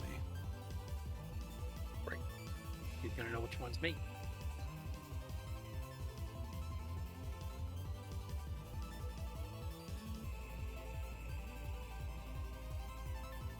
What's the target number he needs to hit anyway? I believe it says on your ability. Oh, I hadn't looked at it in a while, sorry. 10. You got it. That one Target there! It's me.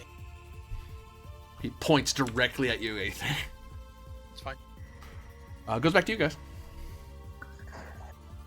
7. All right, I'm gonna buff myself. Send 2 IP and 10 MP for a 1 cast of this. Divination. Nice. What does that look like? 7 pulls her little drone close, and it is going to start projecting things. Just to give her like a little forecast of sorts. Okay. Like little holographic images start popping Yeah. up in front of you like a HUD. Goes back to them. The archer says, that one there? Yeah, that one. Pulls back his bow and fires at Aether. These people seem to be experienced with various strange spells. Like everyone else has freaked out when you do that spell. These guys see it and are blink. That's weird. Okay, let's do this. It's like, okay. How many weird things have you guys seen? Bonus spread. Oh, that's what I gave you.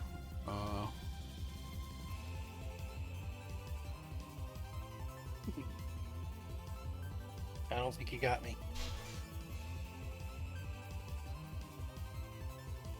I can't do math. Math? 11 to hit you. What? That's not going to get me. He fires, and that guy, he kind of stumbles a bit, and he still fires fairly well. Like, he's having a hard time with the platform, but even then, he's firing pretty accurately, even from a bad footing. He's an experienced archer. Goes back to you guys. So I think it's my turn. Because Lucius went, right? He has not gone yet. I'm- Oh, do you want to But all go, I can- or do you want me to? You should go, because all I can do is play objective. I think we should let you go, and then more can respond to what the last one of them does. Oh, okay. If Yeah, you sure. want. Yeah. Up to you, more. No, that works for me. Okay. I'll take a go then. All right. You give me willpower, because you're replacing you're doing an arcanist spell, essentially. Willpower. Okay. What's do I know what my target number is? Oh yeah, that's probably important. It's almost like you're supposed to know that, and you get to know that for free. It's like a base mechanic or something. Weird. DC 16. Target number 16, really. I have to think about this, because Throwing D8s, huh? yeah, like I'm trying to think how I can do this, because I do not have I'd have to roll doubles on that in order to do it. Let me see what I have.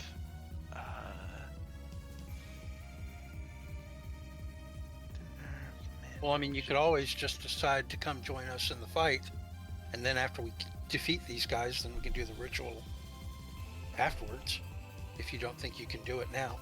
Yeah, that's the issue. It's just I. If you're willing to put yourself into crisis, basically sacrificing some of your own life force into the spell, you bring the target number down to 13. You don't have to do that each Okay. time. That's just the initial sacrifice. As long as you're in crisis, you get the lower difficulty level. Yeah, I think I'm gonna have to do that, because otherwise, statistically, I have no way of pulling this off outside of a Hail Mary 1 in 64 shot. You gotta fall to your knees as you allow you shunt through means you don't understand, because you're not an arcanumist, as it were. Right. You basically start shunting your soul energy into the life stream, and then you're able to kind of pull it back through. That hurts immensely. You feel like you're dying. Yep. But hey, that lunge of spirit energy is helping pierce the veil a little bit. That's why it's Yep. an easier spell to cast. This spell Okay, also gets I'm easier if other people help you. Yeah. Let's see what I get. You know what? Because this is so super, super important. Identity, last pilgrim of Mount Novio. Yep. Yeah.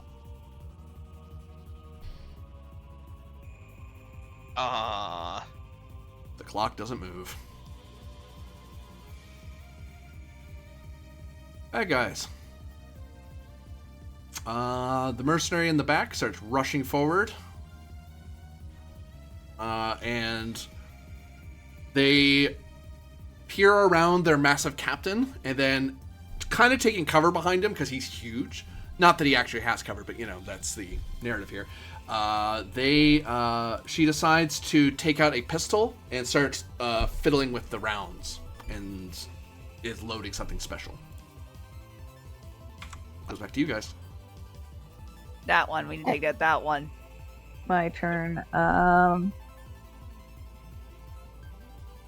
Okay, I'm going to use my sleep soundly effect to get 2 actions this turn.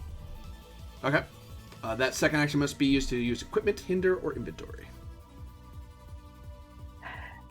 Yes.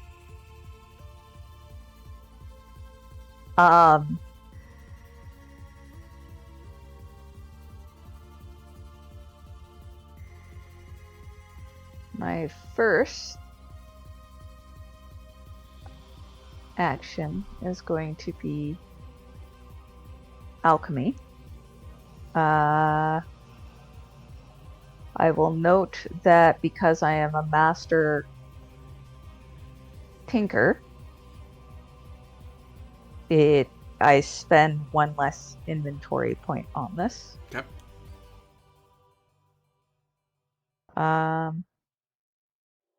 And I get to roll an extra d20 because of my alchemy bag.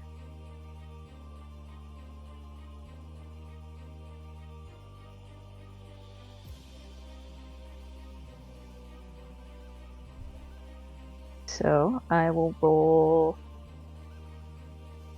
5 d20s.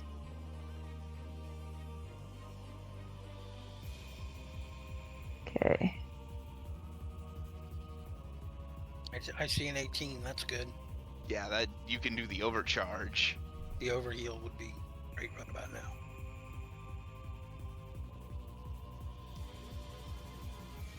You got a 12 to 16? Yeah, I see a 14 in there.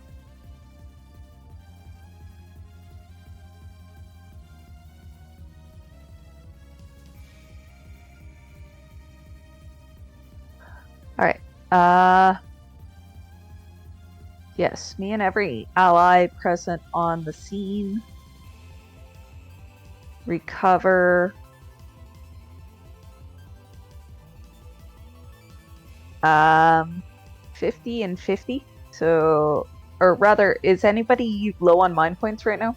No, we just need help, I think. All right, recovers 100 hit points. And can overcharge it to plus- 50%, right? Plus, I have secret formula, so 125 hit points is what you all gain. You can overcharge to 50% over. Of your max. Yeah. 50% of your max, yeah. Okay. So 33 and 67 brings me up to 100.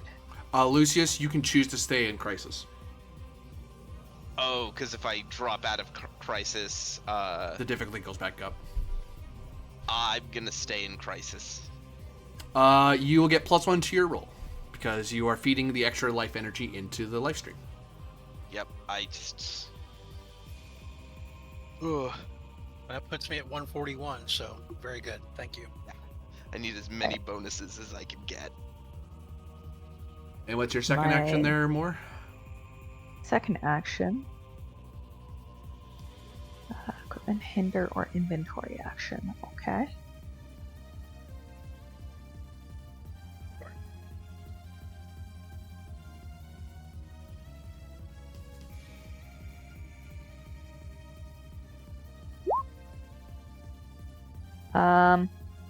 I will withdraw an elemental shard. Mm-hmm. I will note, because I have secret formula, the damage is actually increased by 5 there. By how much, sorry? 5. 5, okay. And I will go with Bullet Lady. And I will choose ice damage. Ice damage? Yeah. Shatter, and she flinches like, where'd that come from? Because it looked like you were doing something and you were helping your friends, and then, I'm probably not going to be attacked this turn. Baff! Ow! It looks at the frozen hair that starts twinkling off her head, and she took the damage. She's stunned you did that. It's like, how did you do that? Ow, that hurt. Yeah. I know who I'm shooting I now. can't do that again. In fact, her turn. She's gonna shoot more Duncan. Freaking ow.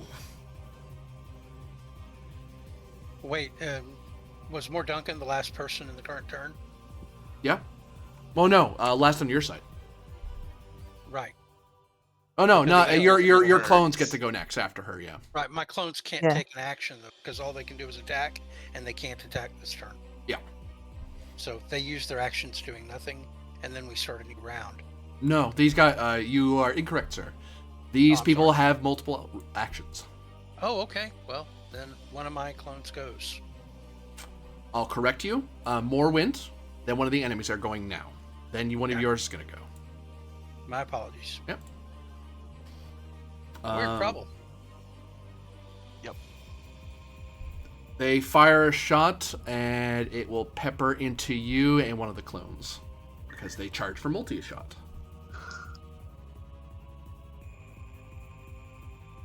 Their dice is this and this. That hits. One of the clones gets poofed because they took any damage.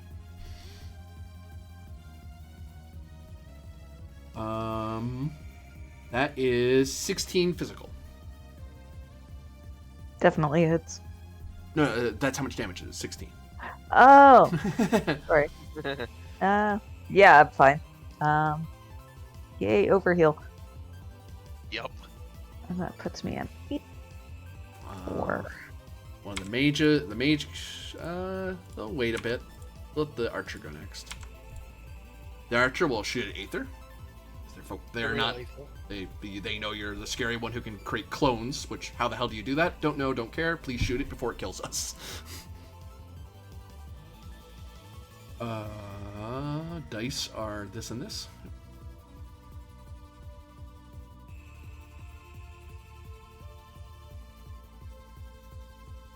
Uh, 20 to hit. Good lord, what's their bonus? +7. Yeah, that's, Oh my god. that's gonna get me. I have a 19 defense, and you still got me. 16 physical damage.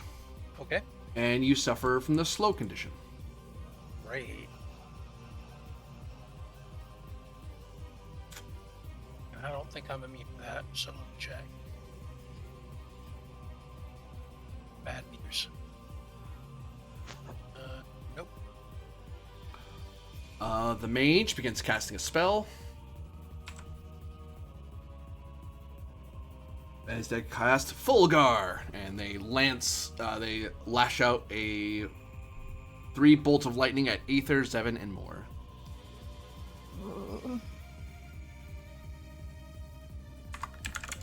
I still have to roll to hit you. It's an attack spell.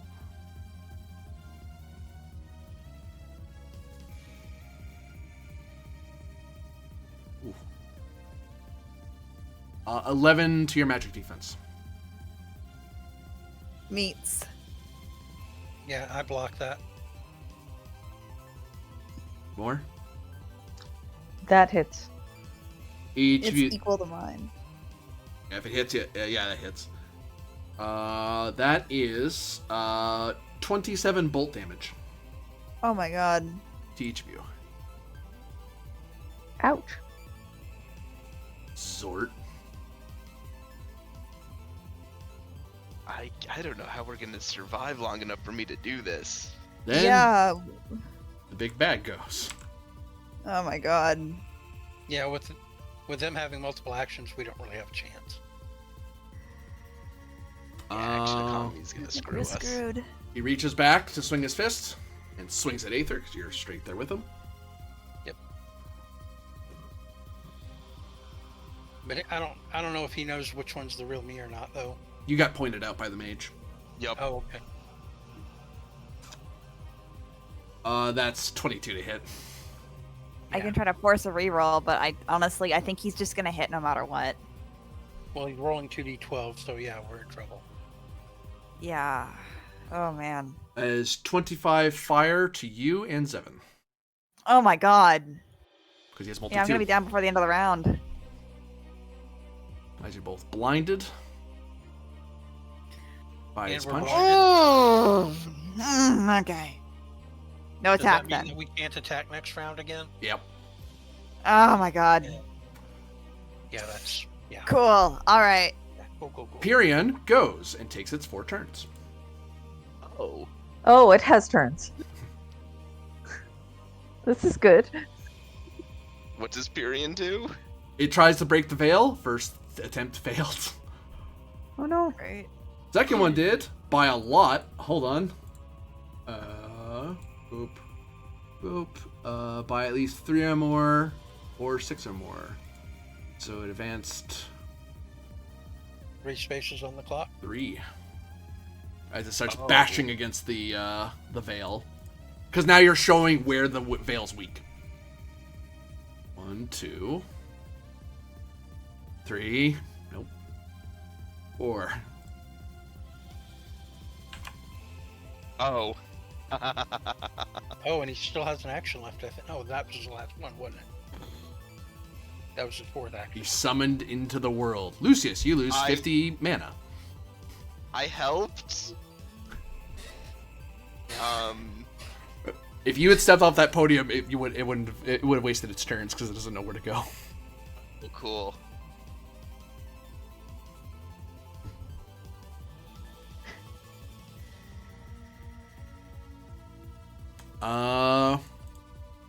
Oh, that changes a lot. Hopefully. The Arcanum breaks the turn order due to its magical and near divine nature. Woof. It just rushes by all of you, and the 3 in the back are whisked away.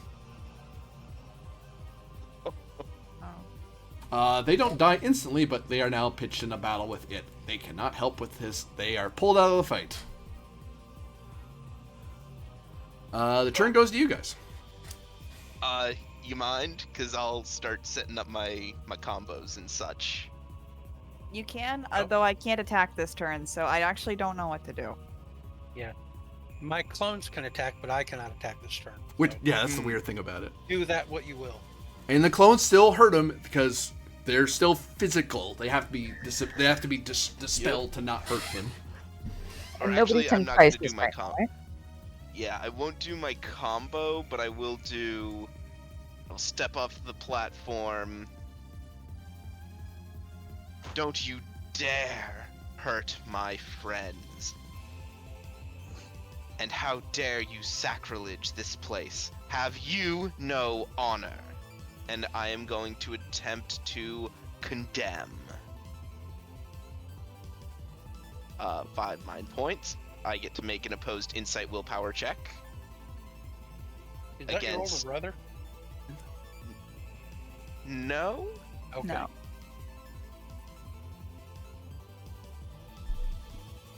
This is one of the Pale Syndicate lieutenants. Ah, thanks. I wasn't sure. Yeah, you guys didn't meet him in town, which is good. Fighting him in town would have been freaking terrible. Yeah. Yeah, no. Wait. Oh, Hang on. hang And a on. bonus. I get a bonus equal to my skill level for this check, which is 4, so that's a 13. 13? Nah, he's pretty, I don't know. Rerolling that's pretty... Nah, he's not going to reroll that. The dice aren't in his favor. 13. In which case. Wait, it's only 13? Yeah. I'll reroll the 5.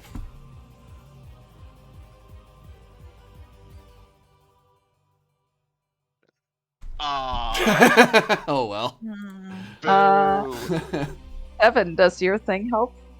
I can't do anything this turn, actually. Oh, No, wait. you can No, force I a mean your reroll. divination thingy. All right. It can't reroll a crit or a fumble, I think. It hasn't done either of those yet. Which- He almost did. Okay, reroll that. Damn it, no. I mean, give me one W this entire fight, please. Friggin' another Ultima. Friggin' these people are messing with me. Rawr. Do it again. I'm getting petty this time. Ah. I have nothing to do my turn except for cast divination. Oh, You can that expect would be another. Yeah, no, That would be I'm not wasting that money. He spent 2 Ultima on this roll. He's not trying again. Man. Yay. Thank you, Seven. He loses 20 mind points. He is now, He's now enraged, which drops his, that is his Dex and Insight. Okay, ow. Yeah, and everyone now does how much? That's 4 extra damage to them until the start of my next turn. Nice. It's not much extra damage, but you know, We're gonna need every point we can get. yeah, it adds up. On his turn, I do what I want, you weak, pathetic fool. And he bounds past everybody and charges straight at Lucius. Cool. No. And reaches back. And I'd like to guard Lucius. Huh? I can't Hold attack, on. but I can still guard it. Hold on, I got stuff I can do. he notices that you have the wreath of flames over your head, and you notice that as he charges towards you, his hand loses all its flame and just hardens into a boulder of a fist. Almost like he can choose if he does fire or melee. Dope.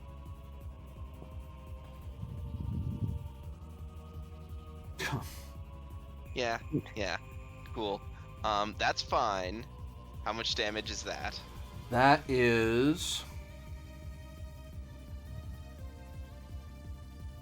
32.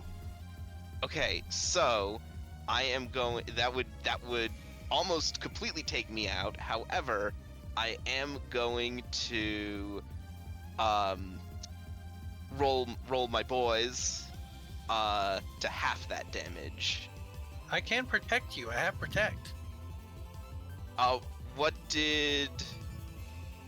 Also, Well, I that's going to do 32 to more because you're the other nearby target. Ooh, Oh, might can I want to protect more. instead? Yeah. I presently have more HP than you, but that's fair. I will. I won't say so- no effect. All So right, my I protect boys. So my boys are now 2 out of 10. And I lose. You said 32. Yep. Damage. So that becomes 16 damage. Drops me to 17 hit points. Ow, ow, ow. And actually, what was his to hit?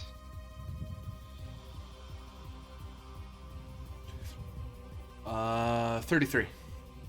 No. Oh, That was his attack roll? That was just to hit. Okay. well, 33. He has a plus 16. Sorry, I did math wrong. It's- 23, sorry. Okay.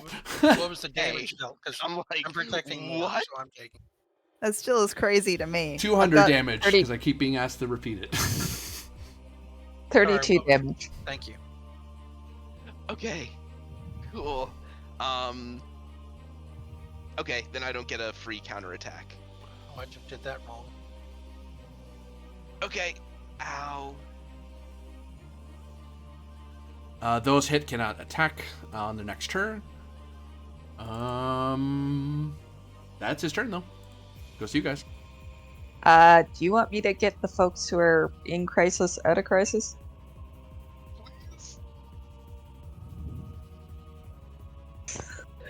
Alrighty. I'm not in crisis, just to be clear. Okay. Like, I'm still marked in crisis, but I'm not. Oh, sorry. It's okay, I got it. How are y'all getting such cracked defense stats? I have 11 defense. I have 9 if it makes you feel better. Yeah. 7. How badly hurt are you right now? Not in crisis, about 10 points above it. Okay. So she can take 1 hit safely. I'm doing decent. Just to mark that they're the clones. Alright. So, I don't So confuse then myself. I am going to cast a spell. Counterspell. Not just kidding. Specifically, I am Okay. going to cast heal. Heal. I will cast it definitely on Lucius. Also 7 in Ether, just so that you two can get some healing as well. Thank you. That's how much? 50 hit points healed. Cool. I'm back to max.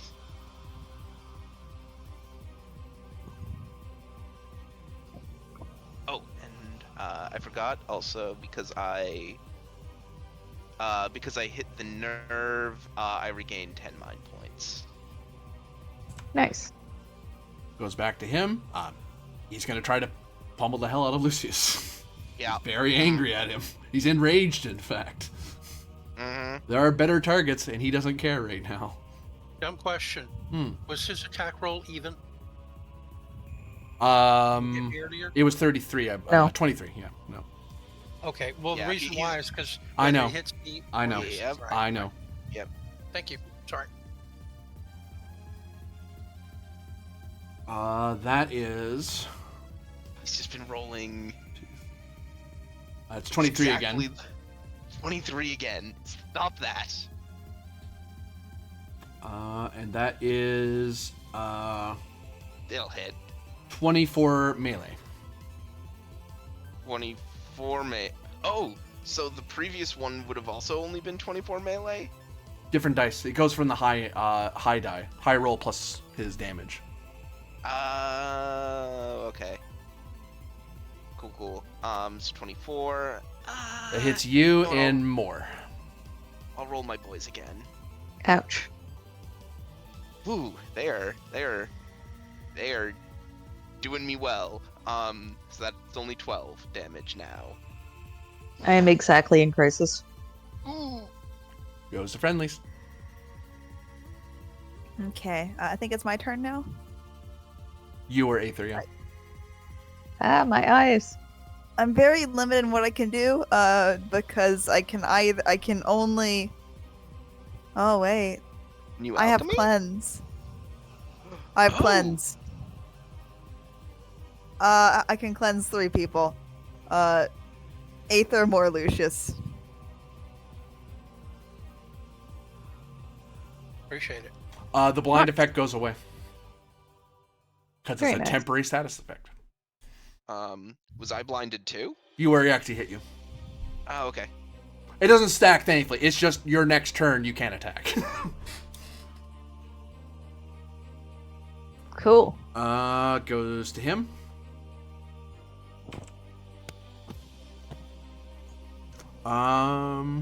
Actually, no. He only gets 2. Doesn't he? Because he only acted twice last time. Yeah. Yep. Yeah, he only gets 2 because he's bolstered by his men. So yeah, he doesn't. He fights better with his soldiers.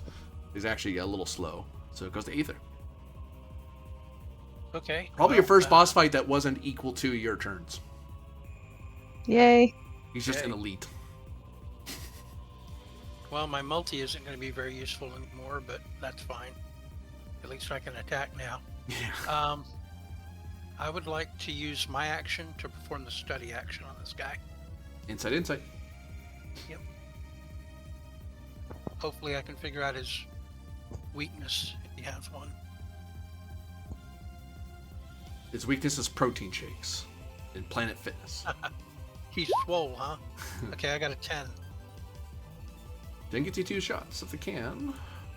Come back, I say. Ba, ba, ba, ba. Actually, not my best roll.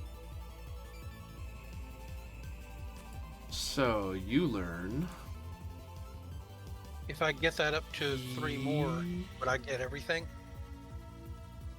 Hold on. That's a different part of the book you're asking that question. Sorry. 3 more, yeah, would get you there. We'll get you everything. I would like to throw a point to my curious creature. Okay. And re-roll one of the dice. I got a 7 and a 3. I want to re-roll the one that came out of 3. Okay. Oh my god. 11. Well, I guess it didn't help. There That was really unlucky, though. we go. Tick, tick. So, whoops, I have to get this sheet back in front of me. He is level 35 elite humanoid. His max HP is 220. His max MP is 85. He is ruthless, merciless, and loyal. His original attributes were might of D12, insight of D8, willpower D8, dexterity D6. His insight and dex have now been brought down to D6 and D4 respectively, so he's actually really easy to hit now. Because his regular defense would be 6, it's now 4. His magic defense would be 8, it's now 6.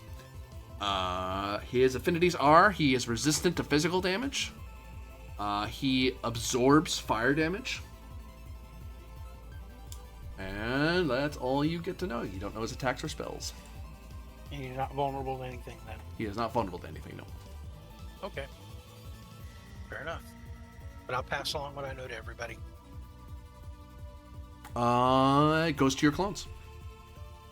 My clone will attack. Unfortunately, all I can do is physical damage, which he resists. But it's better than nothing, I guess.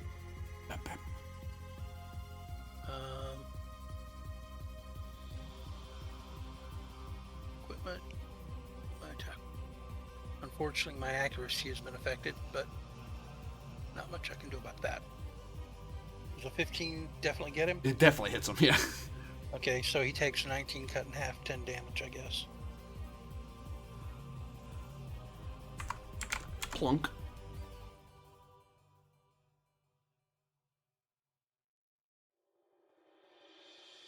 And then the other clone will do the same thing. Mm-hmm.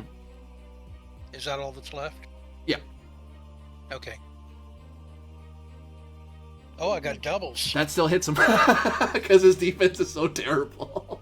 Does the double count as a crit for a clock? It does, yeah. Or Good an deal. opportunity. Or an opportunity? Let's look at I want to take an opportunity out of this. Kidding.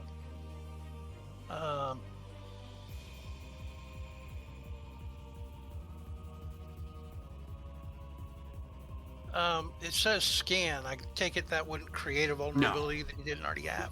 Okay. Ooh, could have him make a faux pas. I'm not sure that anything he has to say would matter Yeah. as a faux pas. You could give him an affliction. That's Yeah, I That's think the other thing I was gonna say. What did you already infect him with? Enraged. Infected, enraged. You gave him enraged. So his dex and insight went down. And I can choose dazed, shaken, slow, or weak. Mm-hmm. What's the one that affects might? Weak. Weak. Weak. I give him weak for the opportunity. As you kind of catch him, you actually hit him. He's very careful to turn his burning part of his face and his armor into hits. He's very experienced at that. But because two of them are attacking at the same time, one catches him just at the wrong angle on his fleshy neck, and he winces, and it's done some permanent damage that's making him weak at the moment. That should make this fight way more tenable. Because that dropped it from D12s to D10s. Yep. Now, if we can also hit him with poisoned, we can get him down to D8s. And that would be... I drop him to slow. 12 plus 3 is 15, so he takes 7 physical. Ow. Yeah, that's it. I guess it's a new round.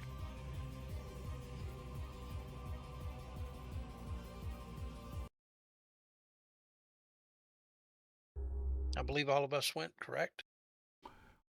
Yep. And as the new round begins, you hear the battle of the Grand Arcanum outside, battling with his troops. His eyes light with rage. Beyond the rage you already gave him. Fine.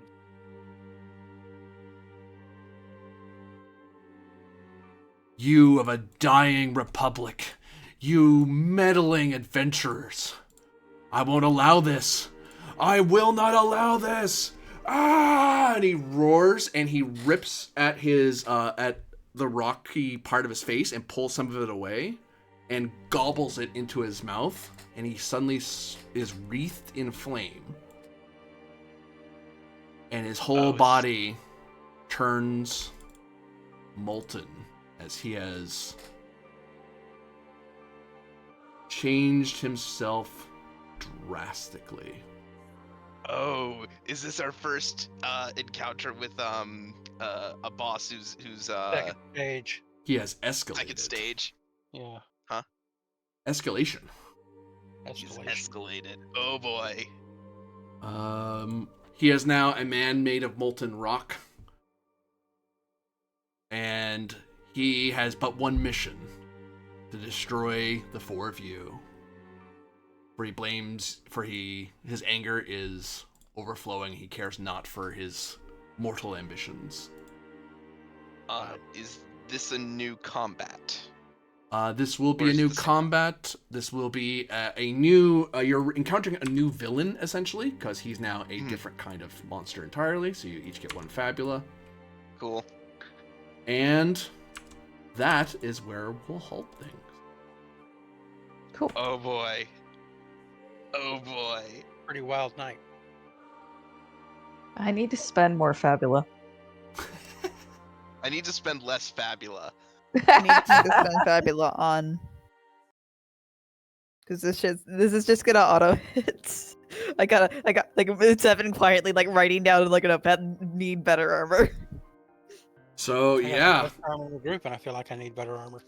this is the greatest threat you guys have run into for a long time, and someone who has found such desperation they're willing to escalate into a grander threat. However, the good thing is, come what may, the Grand Arcanum of Mount Novio, Pyrrhion, has been released.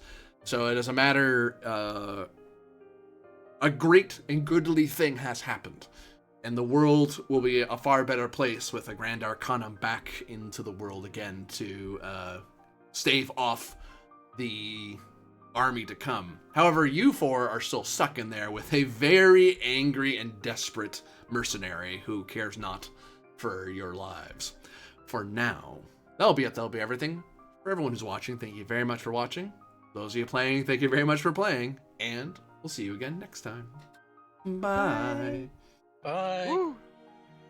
I'm That's so pretty great, man. so glad that Grand Arcana made their rolls. I was like, oh, please don't give up on the rolls. Like, oh, please, Arcana, don't biff your rolls.